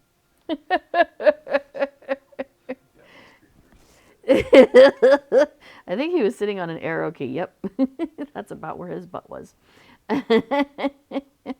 Cute. You're a funny guy. Okay, so we're gonna, yeah, that's probably a good idea. Let's go to the, I think I'm done here. I turned in my quest, hang on. I turned in, I talked to the box. Oops. Yes, I turned in stuff to the box. Yes, I did. All right, so now we're gonna go to the Court of Lothlorien and have a little chat with them. These are some fun, different transit emotes that we've picked up. They're not called transit. What are they called? But they come through expansions and stuff. Let me see. I think I have it here. They're milestone emotes. Those are fun. So okay. So let's see. Do we have to turn in stuff to a box here? Oops, as well. Here's the box. All right. So yeah, here we go. We have brought the elves of Lothlorien a great gift from your journeys through Mordor. All right, cool beans. Have some stuff. And then she's still waiting for us to go and do our daily thing. And nothing new there. And nothing new there. Yeah. All right. Should we talk to the Mordor guy? Sure. Cool. Hey. What you doing? There's a blanket on the couch behind me, and it's soft, and the cats love to just kind of knead their way through that. Ah, our pumpkins are interspliced. That was wild. All right, so MPM Franz, if you have any questions about LOTRO, feel free to ask. That's what we're here for, is to have some fun questing, but also, you know, talk about LOTRO, all that sort of stuff. Now, just so you know, I don't actually work for the company or anything, but I'm a fan of the game, as it were. And so I stream on here with permission from Cordovan, who is the SSG community manager, and he does work for SSG. So if you ever have questions about the game, he is definitely a great resource. And he streams on Fridays. He's thinking about not streaming on Fridays, but I hope he doesn't change that, because I think it's a real handy thing to have him accessible to the community every Friday like that. So Snafuto was asking, what server are you on? What class did you choose? So MPM France chose Orcrist on the EU side, playing a Runekeeper and a Champion. All right. Snafuto says, I won't be seeing you around then. Happy hunting. I'm on the EU side as well, although today I'm currently playing on a US server, which is Peregrine. There's basically one roleplay server. They're both roleplay encouraged, not required. But I just call them the roleplay servers because that's much shorter than that other title. Anyway, so the RP server for the US side is Peregrine, and the RP server for the EU side is Meriadoc, and so I play on both of those. And my main on both sides. Wait, we need spiders. We need spiders. Or you just think we're gonna see so many of them? That's fair. No limit to the number of spiders we're going to see. Fair enough. Snafuto says those are both hard to play, in my opinion. Let's see. Runekeeper and champion. My first was a champion, wasn't it? Yeah. Haktha was a champion. So yeah, my first character in LOTRO was a champion, and because I had been playing, what was it called? I just ran across it again today. I forgot the name of it though. Like set in ancient Greece kind of thing, which is why I ran across. I'm looking for a video game where I could be set in ancient Greece. You know. One of our nibblings is very into that right now, and so I'm wanting to catch up so we can have similar conversations. Anyway, so I've been used to playing a melee character where I go up and just hit things really hard and have a lot of fun with that. But then started playing LOTRO, and before was playing a hunter, because that was Arda, I believe. And then I was playing Hackthil, who was a champion. So we had one melee and one ranged. Thought that'd be true. Before landscape difficulty existed. No, that's true. Yeah, so there wasn't any scaling between us. We were just like evenly matched, right? So yeah, so what would happen is I would run up as Hackthil to go attack something, and yeah, Arda's superior shooting skills would have it dead before I even got there. Oh, okay, we're doing this. We're claiming bases. Okay, got it. Oh, interesting. 2 showed up when we claimed. I have claimed the encampment. Yep, so I am ready to claim the second one. For Gondor! For the Shire! Oh yeah, I'm currently doing that over on the other... For the Grey Dwarves or whatever. Greyhammers. There's a quest where there's a... This is later on. Not in the early stuff that you guys are talking about. But there's a quest where you, a dwarf wants you to go around and be like, for the Greyhammers! I think that's right. And it's pretty funny because you go a lot of different places. And there's some humor in it. Oh, interesting. I'm like seeing flies and stuff. Where are they at? They must be on this bush. Oh, wow. I normally don't see those. It's because I've changed all the gamma and stuff. Anyway, yes, I did claim this. I'm ready to claim the third. All right. Anyway, yeah, so I found champion hard to play. Also, I was playing a dwarf, and so, you know, one of the shorter races. And you get into situations like this where there's an incline. And so I would be playing like this, and as if I was on a flat, I think kind of like this, as if I was on a flat land.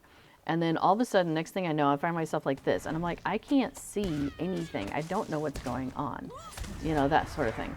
So, and then if you'd scroll out, you'd end up in a situation like, let me go over some trees. Thank you.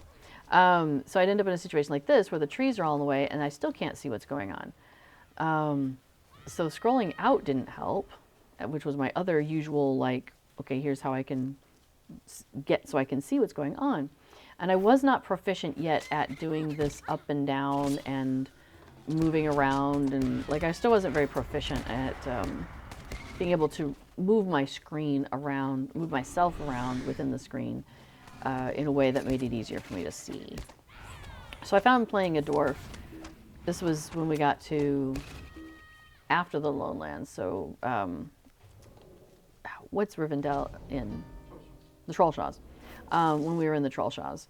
And so I finally was like, all right, this is too frustrating. I want to play something that's tall and can shoot or do something at a distance. Um, so I switched to, whoa, I don't think we were supposed to go there. I should have stopped when I saw you go.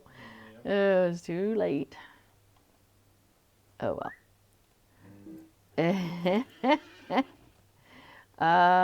Right.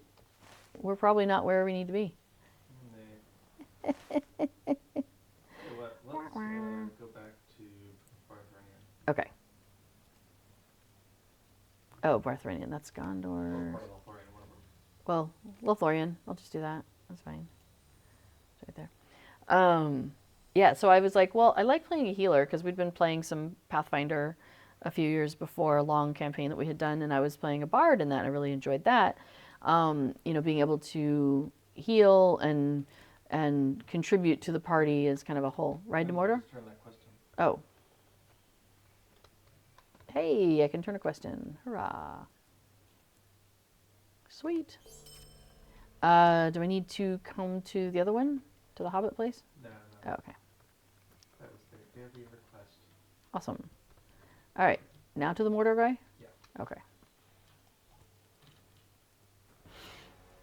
Anyway, so I was like, I'll play a minstrel because they do damage at a distance and I can heal the party. Double bonus. And then you were playing Guardian. We did that for a little while, but it didn't really take for some reason. I continued playing Narna for quite a while, I think. But then I think you switched to something else. Because Narna was my minstrel. Were you struggling or having a little issue with the minstrel and you wanted to try it? I was. Yeah. And then at some point I did try the hunter. And that just connected. Well, I think it was pre-Bombadil because I think it was on a Nor that I tried my... It was around the time... It was, yeah, so Anor may not have been my first hunter, but it was definitely where I started playing hunter a lot. And started really getting into that. And I was playing a lot alone, though, on Anor because I was hoping to play with another friend of mine in North America who played, but because I'm in Europe, and we just could not get our schedules to line up. And, you know, she's got... she's a single mom, 3 kids, very busy, you know, so we were trying to, like... So basically the only time she was playing, I was asleep. And so it just wasn't working out for us, unfortunately. But then I was enjoying, though, playing on Anor in general. And then I ended up meeting some other folks. And then before came over and started playing. And so then we started questing on a weekly basis on Anor. And that was fun. And so we took that, like, style of playing over to Treebeard when that opened. Created a kinship from the very beginning, and we're just doing weekly completionist questing over on Treebeard then with that group, and that was really great. So around the time, and then Bombadil came around, and that was 2020, summer of 2020. So I definitely was digging Hunter by that point and really enjoying it. It's like there was kind of like a string of time where it's like, every time I created a new character, it was probably a hunter. And it was pretty funny because I ended up with, like, I don't know, 5 main hunters or something. It was pretty silly after a while. But that's pretty much what stuck for me. I think part of it is the travel skills. I am a huge fan of the travel skill package that I can do as a hunter. And I think I would find it hard to get away from that. Because I did do some of that with, I think it was Tide, actually, where I was playing... Oh, wait. No, she's not a minstrel, is she? What? Tide Haste. There was a minstrel that I played at one point. Yeah, oh. Here, do you want to follow me for a second? Yeah. Awesome. We've been playing a hunter-minstrel pair for a while. Like, we kind of... tried that out at some point, and it's been such a good synergy for us, and we really enjoy it. So, and B4 really enjoys playing the minstrel. I really enjoy playing the hunter. So it's worked out really good for the pair of us. That's weird. Oh, I wonder if you have stone roses on.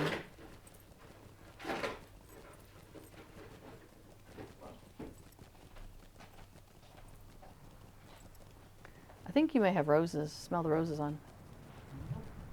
Oh, well, I don't know why. You got behind me at some point. Latency. Yeah, could be. Don't mind. So Barbudo Jurgen says, I love Minstrel High Elf. I feel powerful. I also love the chill on this MMO. I can do what I want without rush. Absolutely. Yeah, so many people, they get in, they're like, okay, what's endgame? It's like, oh, don't even worry. Like, the journey is the destination on this game. Which way do we want to go, left or right? I'm not sure what we're doing here. Let's go right. Okay. So yeah, I'm glad you're enjoying the journey on this, because that's, they've put so much time, so much love into all of these quests that are in here that there's a lot of good stuff. So Snafuto says, yeah, ditto, I have a high elf mini also. I have gone through, I definitely went through a high elf phase where it's like all my characters, I'm like, every character I make is going to be a high elf. And so I did that for a while. Because I love how they can like dance, and I love the little tumble, and I like how they ride a little differently. So I found that fun, but I just keep coming back to Hobbit. So I basically, like, most of my characters, well, I'd say 2/3 of my characters are probably Hobbits, and then like almost a third are high elves, and then the rest are a smattering of like Bjornings and, you know, various things like that. I've got like one dwarf and one of the other dwarf. What's the other dwarf class or race called? Forget. Stout axe. I have one stout axe dwarf and one regular dwarf. I have a couple Bjornings. It's probably the next one that I have the most of, actually, is Bjornings. I have one human across all of the characters that I have. Now, I used to be across a lot of different servers, but with the consolidations and stuff, I ended up being just pretty much on 2 servers. I was going to play on Orcrist. I was like, oh, I'll just make a character on every server, and you know, that way I can be there whenever there's stuff to do. But I realized I don't have the other stuff I do is the weekly questing with our with the various friends that we have made in the game, and the roleplay events. So I don't need to be on any of the other servers for any of that, basically. So pretty much all my focus and all my characters are on Merry and Pippin.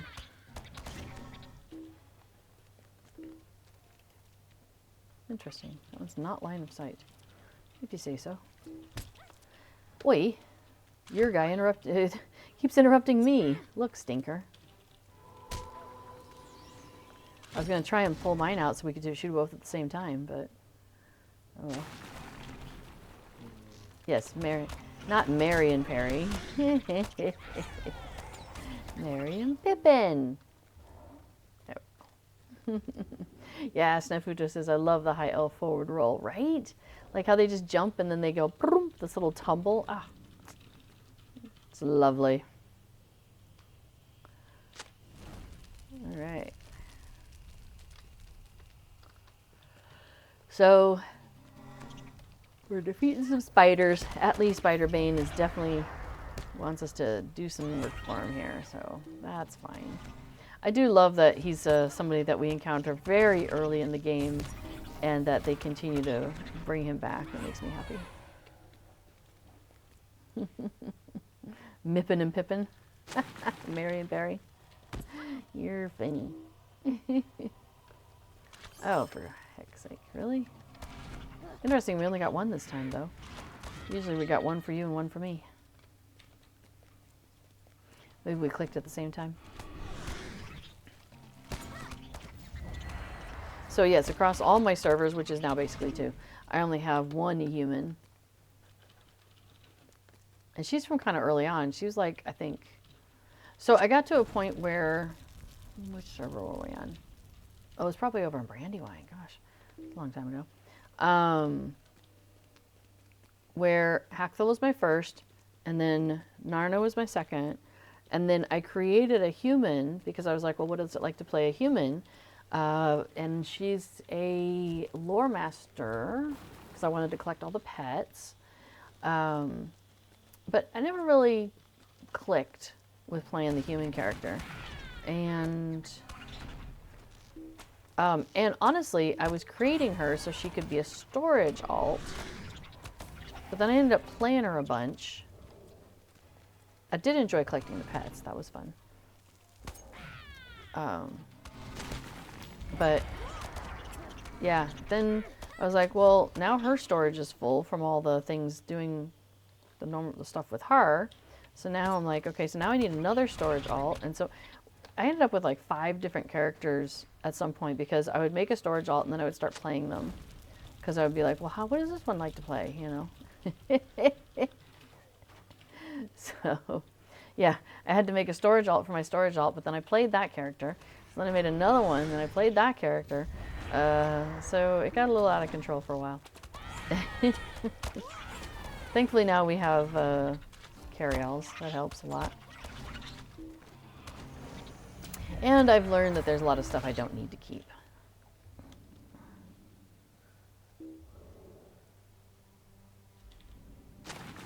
There we go. Oh, I thought you'd already finished the induction.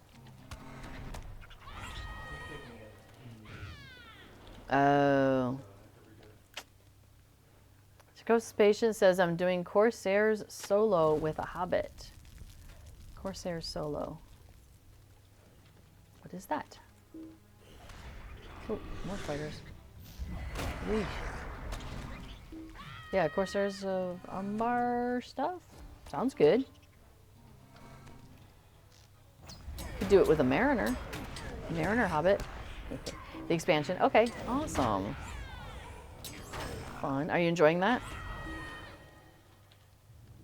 Let's see, you've got the small chest. I will not go do that yet.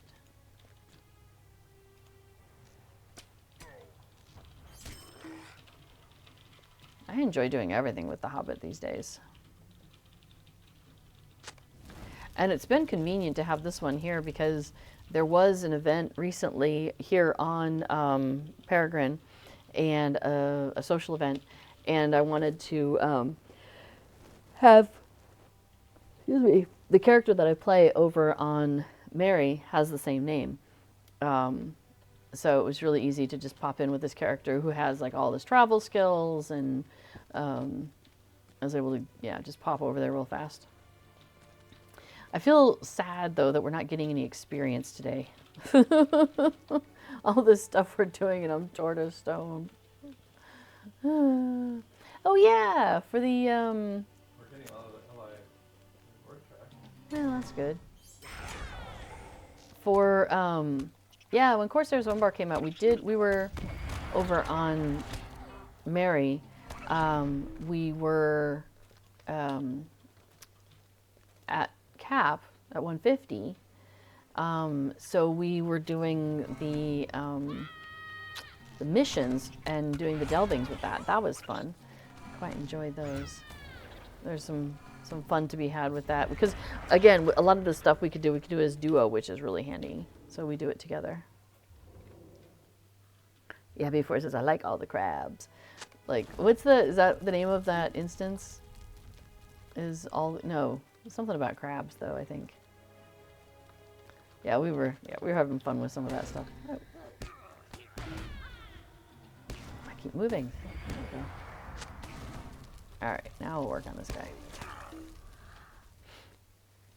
Oh, another one over here. Yeah, as B4 points out, we've been working our way through the game chronologically, mostly. So the only part of Angmar, yeah, I've really done with missions. Yeah, that's so. Yeah, we didn't. I think we did a teeny bit of questing at one point. because I think we were trying to level, and that was partly how we were trying to accomplish that, because we went ahead and Valard those characters over on Mary in order to have characters that were max level, so we could do the delvings and stuff. And because I was trying to get legendary item reward track experience, and doing the delvings is a way to kind of double dip on that, because you can do the instance, do the mission, that is, and at the same time add the delving layer onto it. So yeah, it's harder and it takes a little bit more time, but you can then finish 2 quests at the same time.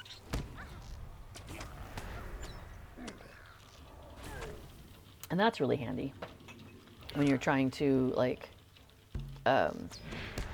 get that LI reward track stuff.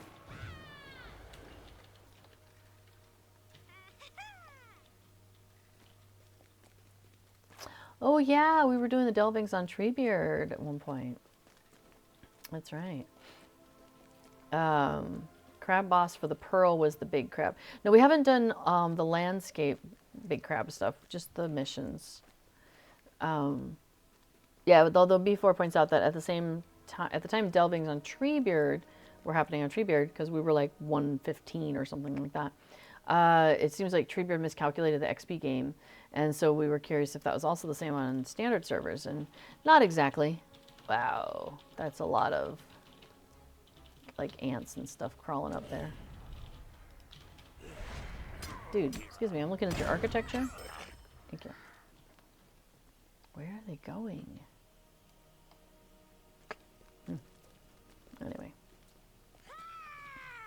Snafuta says my sound and video are out of sync. Yes. Before says basically try refreshing. See if that makes a difference. That's funny. Hopefully for the video it turns out alright, because I'll be uploading the video to YouTube. So hopefully it looks okay over there.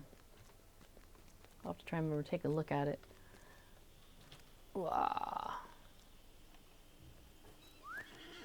Okay, so aside from, let's see, resource thing. Well, Lingris allegiance? No. Are we done with the special stuff that we picked up? There's 2 more. Okay, I can't seem to find them. Lingris Legion's Quest. Lingris, Legion's Quest. Okay, thank you. That's right, we're in Lingris and stuff. Refreshing worked, yay! I'm glad to hear that, Snafuto. Yeah, I don't know why it would have gotten out of sync. Yeah, who knows? Technology.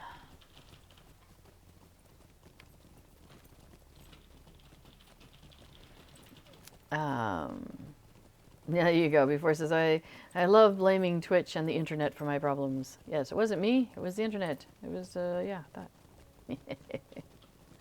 All right, so we've got like 2 more things to try and accomplish here. Excuse me. One is mining some glowing ore in a very particular location. And the other one is complete Kalamurg, the Hordes of Ungol. And those might be in the same place, right? Is that Karl Ungol? Oh no, that's in Kamlagurs. We'll be able to talk to Canada or whoever back at who wants that. Oh, right. Okay, cool, cool, cool. So I think we will do those, and then that'll be it for me, if that works for you. So we will work our way through these last couple Mordor things.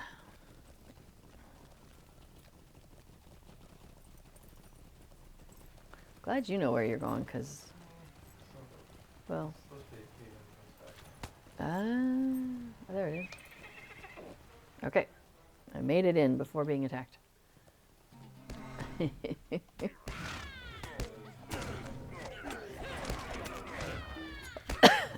me. Yeah, this is something that's interesting in Mordor, is that there's, you've got this thing called the Light of Arendelle and then the Shadow of Mordor. So to combat the Shadow of Mordor, this kind of a dread system, but it's not dread. It's its own specific system that's only for this region, but it's a large region. So, you know, there's a lot going on. So yeah, so you've got this dread of Mordor, which they call the Shadow of Mordor. And if you have more and more of it, it can reduce like your morale bar. Oops, oh, I moved. I didn't finish it. Dang it, sorry. Try again. We might get a second spider. Yeah. There we go. Cool, thank you. Anyway, so yeah, to combat the Shadow of Mordor, the elves basically have the Light of Arendelle that can be on your weapons, armor, jewelry, that kind of thing. So we have, we took some time and got some good stuff. So thankfully, like even in this area, which has 100 Shadow of Mordor, which is quite a lot, because a lot of times the items that you wear only give like 10 or something like that. So you can be kind of struggling a bit. But my light is 194, so I'm doing okay. I'm not suffering any of the ill effects, but this is an area with a high level of that. 194. Wonder what I got that you don't.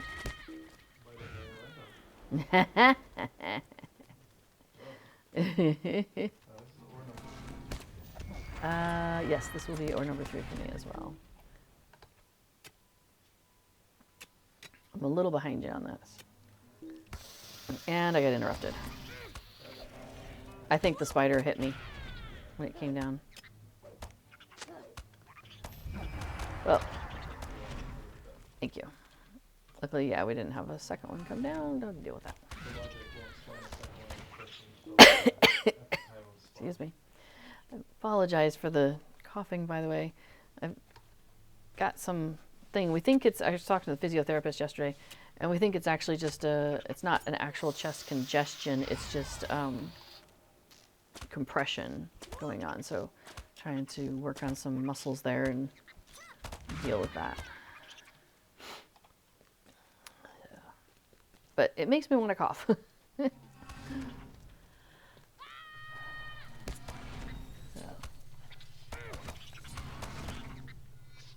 Alright, we've got some glowing ore over there. I think these guys are going to be in our way.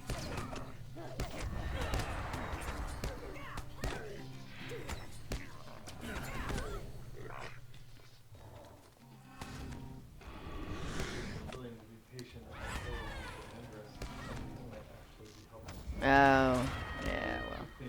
Oh, here, hang on a second. There. That's the Crimson Deep Claw. That every time, so I'll mount up in a minute if I can in here. I'm not sure if I can.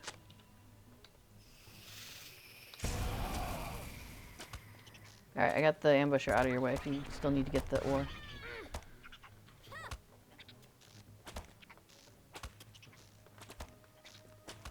All right, cool. So yeah, this, so yeah, every time you like, hang on, let me mount up. So the Deep Claw goes away. And then, oh, you just want to ride by this guy? And then when I dismount, kabam! It's crazy. That thing makes a ton of noise. It's very dramatic, yes. Agreed. Yeah. Yeah, that's true. That could be interesting as a kabam. Yeah. All right, cool. So that's, oh, I need 4 more ore. I was like, I'm done. I'm not done. So anyway, I don't want that. That guy's too noisy.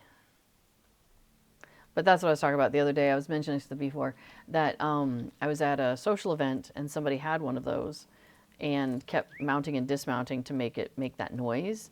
And while it's an interesting thing that it does that, I found that a bit disruptive during, you know, the event that we were doing. Oh, you want to, oops, where'd they go? Oh, we can't invite another person. Never mind, it's a duo, isn't it? Oh, I was all set to left direction. whoops. Yeah. Oh yeah, it's a public area. We might be able to invite them. At least, Well, yes, but if they come back. I mean, if you step in here without realizing it, say, hey, go to the border area, it is punishing. It is punishing if you, yeah. If you come in here, we did this before when we were first starting in the Mordor zones. There was an area that had a really high Shadow of Mordor going on, and we did not have light stuff, and boy, did it make a difference. Here's some ore over here, sweetie.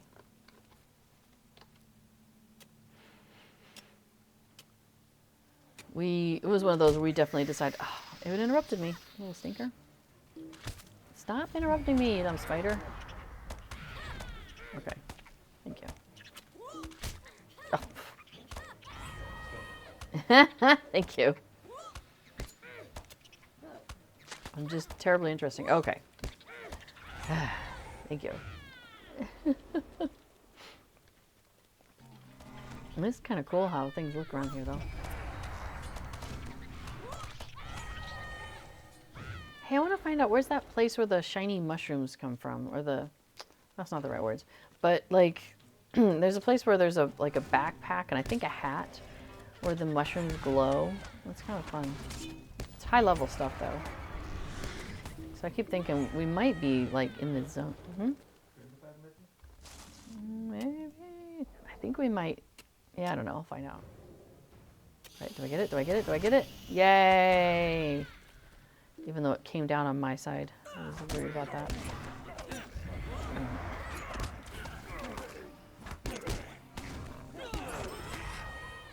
Alright. Yes.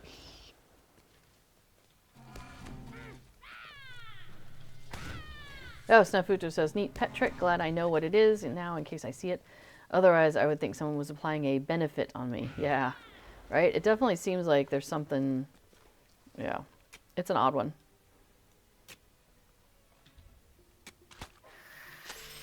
It seems like it could be an emote or something that somebody was doing on you. But no, it's just that. Okay, mysterious ore is done. Cool. We'll go back to the thing. Okay. Oh, jeez. For reals. Okay. I'll take us back to Udin.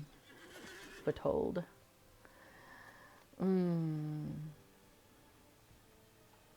Oh, Barbudo says, one man comes to me on Bree to trade with me. He gives me 700 gold. Is that good? Yeah, that's very kind. 700 gold is actually a lot. Was it not 700 copper? What did you give him? Anything? Or was they just being nice?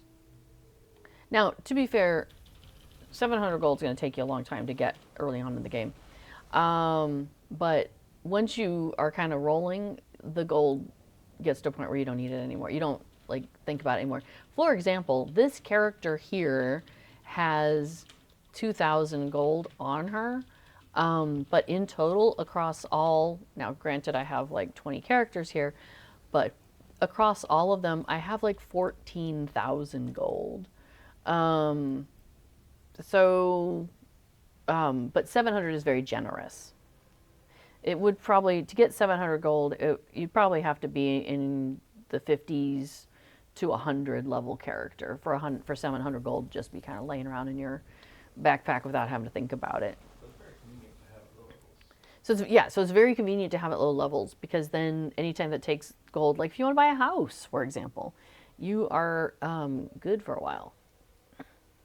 So what are we doing? We're doing Kala Murg, aren't we? Yeah. The final stand? Okay. So let's see.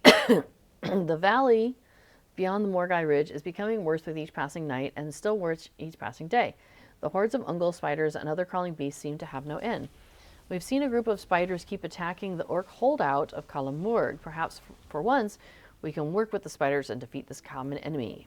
And this is a quest that has a 1 hour time limit. So it's going to start right away. Okay, but we're on our way, so we should be okay. One of the last holdouts of orcs in Lingris, the well-fortified encampment of Kalamurg, continues to be battered by Ungor forces. When I see a new player, or I'm interacting with a new player, a lot of times I will, if I'm trying to help them out with some gold, I'll give them like 10. If somebody's like, no, I really want to do it myself, I just need a little bit of help, I'll give them like 1 gold. But, yeah, 700 is very generous. What are you waiting for? I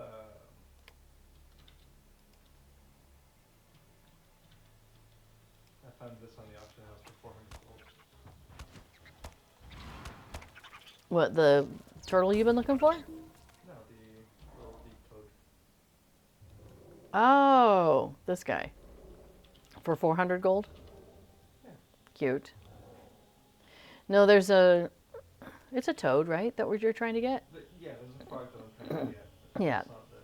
There's a frog that Affodil is trying to get on this server, I think, right? It involves... yeah, it's a drop from a particular mob, and it's very low drop.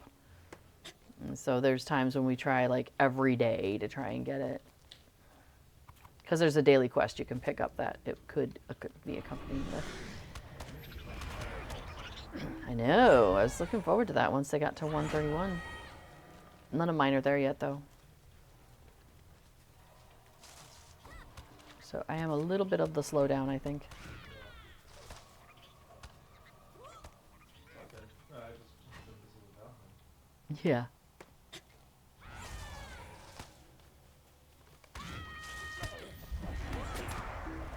So on a totally different subject, yeah, I was like wondering if there's any video games that I might pick up or have that like take me into ancient Greece. Oh,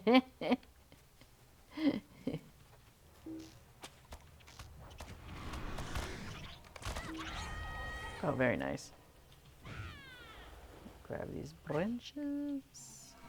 Oop. I just saw a bunch of spiders fall down on you.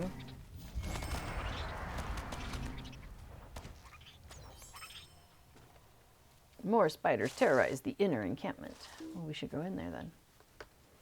Deal with these spiders and these branches that are laying on the floor. You know, somebody's got to pick them up.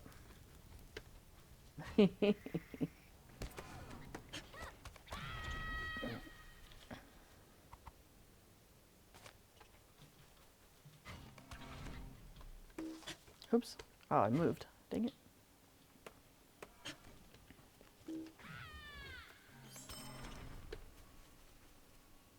I found a spider silk over here in the corner. Yeah, I thought that by program pets on the auction house, if you were getting them through normal landscape play, like Yeah. 4 or 5 of them that I don't have that you get by eating Radagast. They are on. Oh yeah, we haven't done that. We haven't done Radagast yet. Oops, I missed some branches. I'm going back. So if we're gonna get access to them with Radagast, then I wouldn't bother. But that one comes from some instance that I might never do. So Fair enough. Yeah, so what before was saying is that normally he's like, if there's pets that we're going to get through doing normal questing, because we're going to do all the questing, that, yeah, he'll just wait and not buy them on the auction house. But occasionally there'll be one that's really not on our radar or not on our, we're not as likely to be able to get because it's through an instance that we're not planning to repeat over and over or something. But somebody else managed to get it.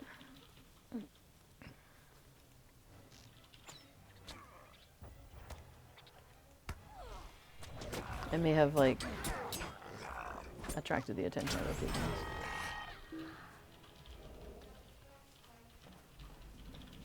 people.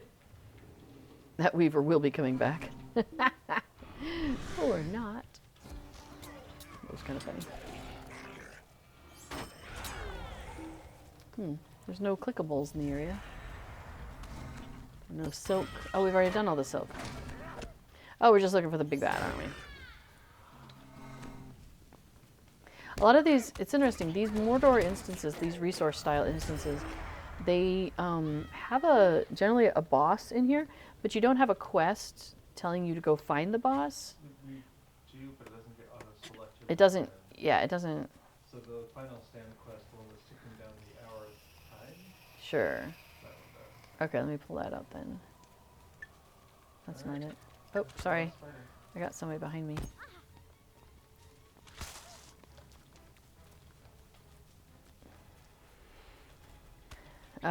There we go. Defeat Dolgan. We need to do that still. And we can't get in here until all the spiders have been defeated, so see, it was good I found that one. A small band of orcs have barricaded themselves in these caverns.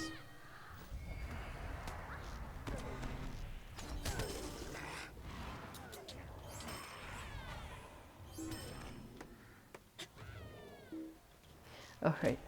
I was thinking I was able to do chopping and hitting at the same time, but it's not, what's it called? The Siege of Minas Tirith, where you can repair and attack at the same time. It's no epic battle.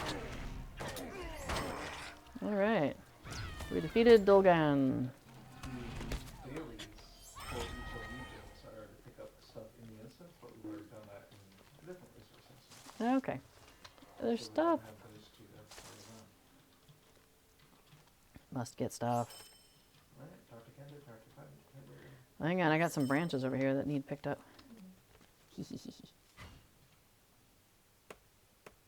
Okay, but yeah, I think that's everything. So, portrait exit? Or, no, I should take us to Udun, huh? We came in from Udon. So either works. Do you want to defeat this guy real quick? Okay. I mean, there's a deed for 200 and this gets us to 95, so, you know. There's another one for 400 after that. Oh, well, then never mind. And All right. total for each one. I'll just portrait exit. Good enough. I have one sleeping cat next to me now. The other one wandered off again. But at least she's calmed down this time. All right, so the final stand. Now then, I've thinned the numbers. let us not We've tarry. done well. And Let us precious not tarry. gift of the silk. All right. So the only thing I don't have done is that the weekly, but we have time, I assume, because, you know, it's a week. Doesn't say when it resets, but Well, we got one on my guess Saturday, would be, and it disappeared. So yeah, Monday, maybe. maybe they reset on Monday. Yeah, because it's true, because we did pick one up on Saturday, and we don't still have it. It poofed I was away surprised when it reset already. I was expecting it to be a Thursday. Thursday, because a lot of them were Thursdays, and that's what we were expecting, yeah. The week might tell. The wiki probably does know. Weekly conquest resource instances is what it says. Reset 3 a.m. server time on Mondays and Thursdays. Mondays and Thursdays. Oh, okay, so it's a It- twice a week. The Dealio. automatically fails if you haven't completed it by the Monday. So you can do it twice a week. Oh, okay. You can pick it up. Okay, so it automatically resets completely on Monday, wherever you're at, it resets. But if you finish it before Thursday, on Thursday, it shows up again and you can do it again. So you can do it, in theory, twice in a week. But whatever progress you've made on Monday, it's going to disappear and reset. So, okay. I think I am good with the questing. Yeah. All right. Awesome. Sounds great. They have preserved relics of the last alliance. Okay. That's fair. So yeah, so as I was mentioning, this is kind of a hub, so you'll often see other people coming and going because, where are we? Up here, yeah, we're up here. Up at the top here, and that's kind of where a lot of stuff is happening when you're coming into this whole Mordor thing. So we might see other players popping in and out as we're standing here. But yeah, so that's what it looks like to do some of these daily quests, these Mordor, not missions, but whatever they were that we expeditions that we just did. So yeah, so I hope that like kind of, if you're ever at a point where you're like, what in the world is going on here, that's can kind of give you a little bit of guidance. A lot of places you will see these kinds of like boards where there's things you can do. So these are other quests that we could have picked up, possibly to overlap with some of the other stuff we were doing. Although that's Udun. We weren't doing a lot of stuff in Udun. We were in other places, but that's all right. Oh yeah, so what B4 was trying to alert me to is I probably in my inventory have, oh, I do have some Gorgroth crafting bundles, so check that out. I click on it, and it gave me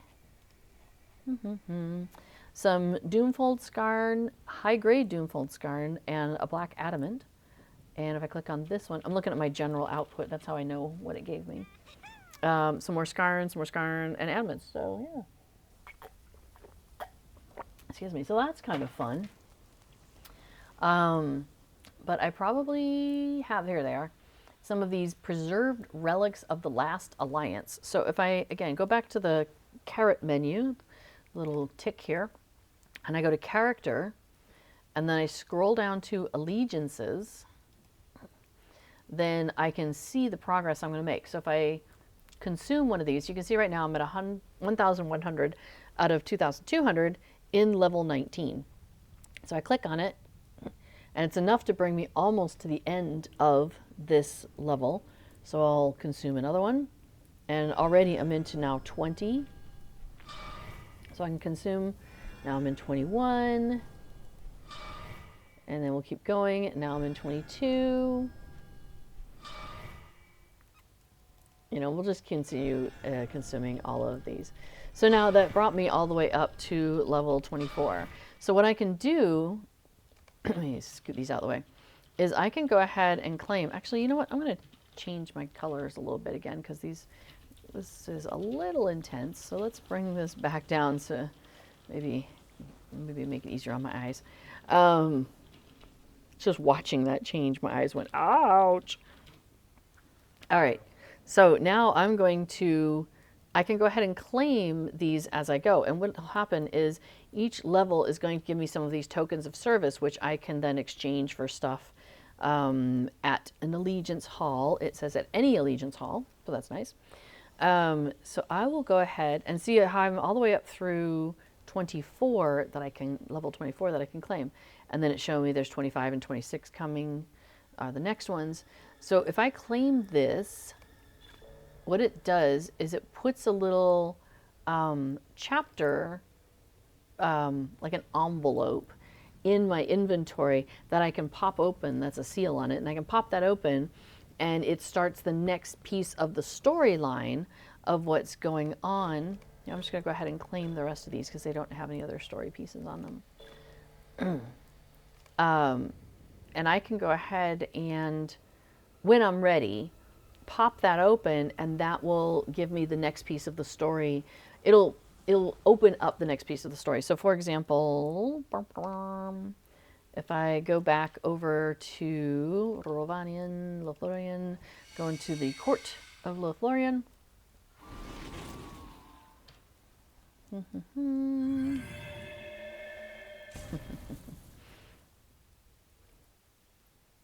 So when I get here, oh, Haldir already has it. When we were here earlier, you'll notice that there were no rings like Celeborn, Galadriel, Thranduil, Legolas. None of these guys had any rings for me. We took a look at those folks over there. Nobody had any rings for me. We saw Haldir. He did not have a ring for me at the time.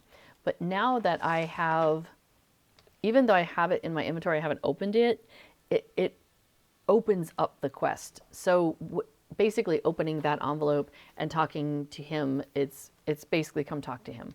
So he's going to have a quest for me that is going to scoot me onto the next chapter, which will be chapter 5 here. So I'm not going to pick that up right now because Afanil and I are going to do that together.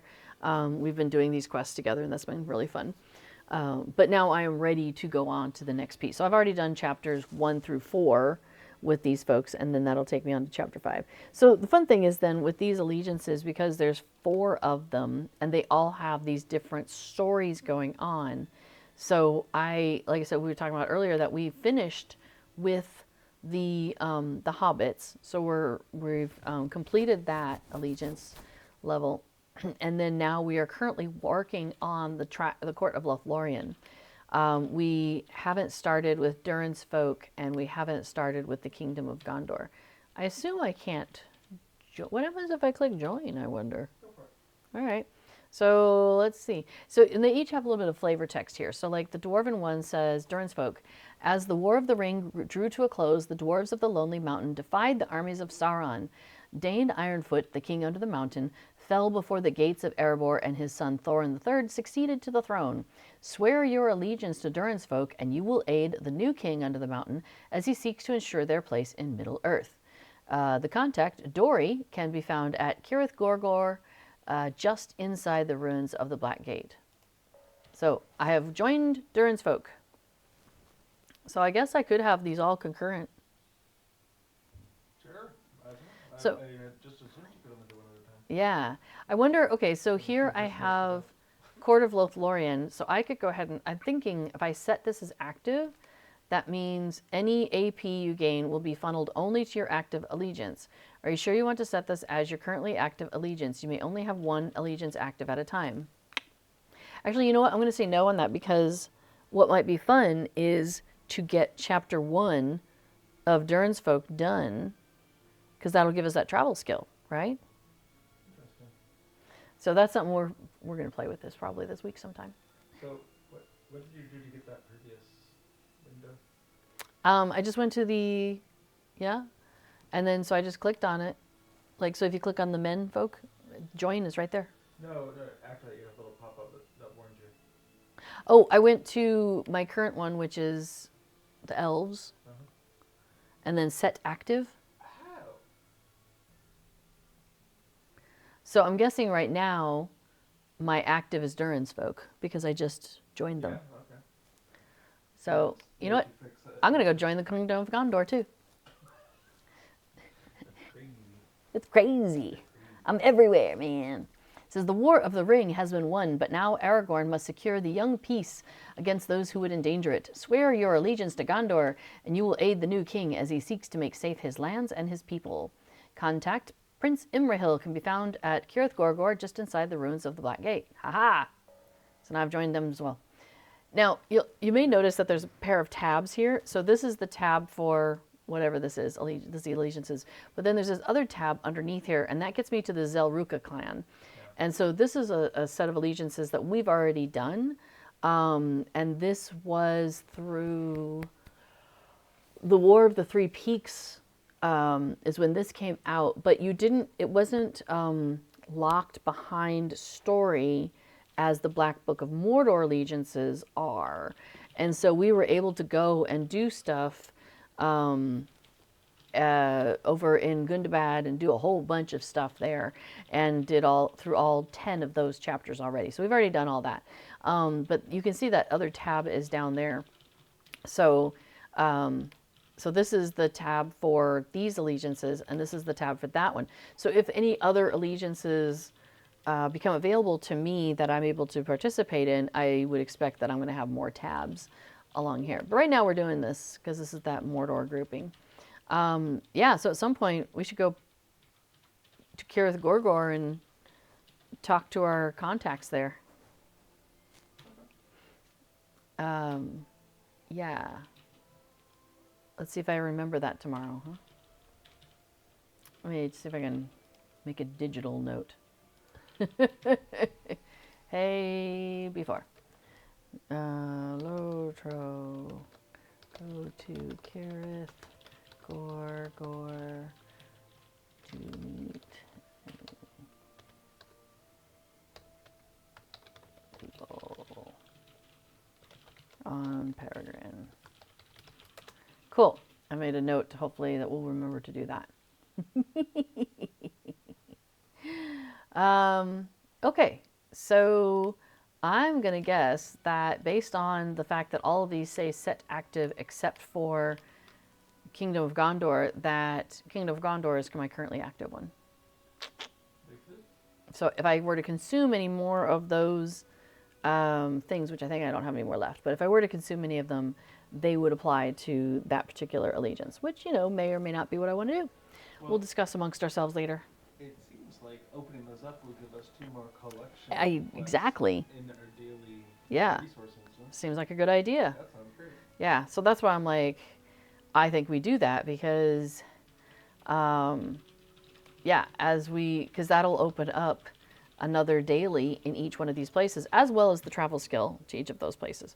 So that'll be fun. Yes, Kagosi says, sounds like fun times are coming. I think it's going to just add 2 more quests to our daily, routine there, but that's okay. So we did that. Because the Argonath and Lingris. Yeah, we did that. Cool. All right. Yes, only 90 more days of expeditions to finish off all the deeds, says before. That's funny. And this is just kind of side stuff that we're doing in between our weekly questing, because we do every Saturday questing as a group. And so that's how we're progressing through the epic line and all these little side quests that we're doing. But this stuff was just kind of a do on your own with that group. So nobody is required to work on these deeds. It's just that before, as a completionist person who is also the author of the deed tracker, has an interest in completing all the deeds. Yes, must complete deeds. Before has a definite need to complete deeds. So I accompanying him on that quest, and I don't mind doing that. Although I probably would not complete anywhere near as many deeds without him. But that's okay. It gives us goals and fun time together. Are you okay? All right. Well, I think I am going to call that a day for me. So thanks everybody for joining us on our questing through Mordor, and also for all the various different things that we talked about in the stream. It was a good stream. And welcome to the new folks. Congrats for finding LOTRO, and we're glad to have you here, and I hope you have a good time. And to all of our returning folks, Skagosi and the like, thanks for coming in. It was always nice to see friendly faces. Always makes me happy that people come back. So that's very awesome. All right, you guys, have a great rest of your day. Stick around because B4 is coming up right next, and we'll be talking about plugins and all sorts of plugin chat, as well as anything LOTRO related. So, all right, everybody, have a great day. See you over in B4 and plugging along, and we'll see you next week also. All right, bye-bye.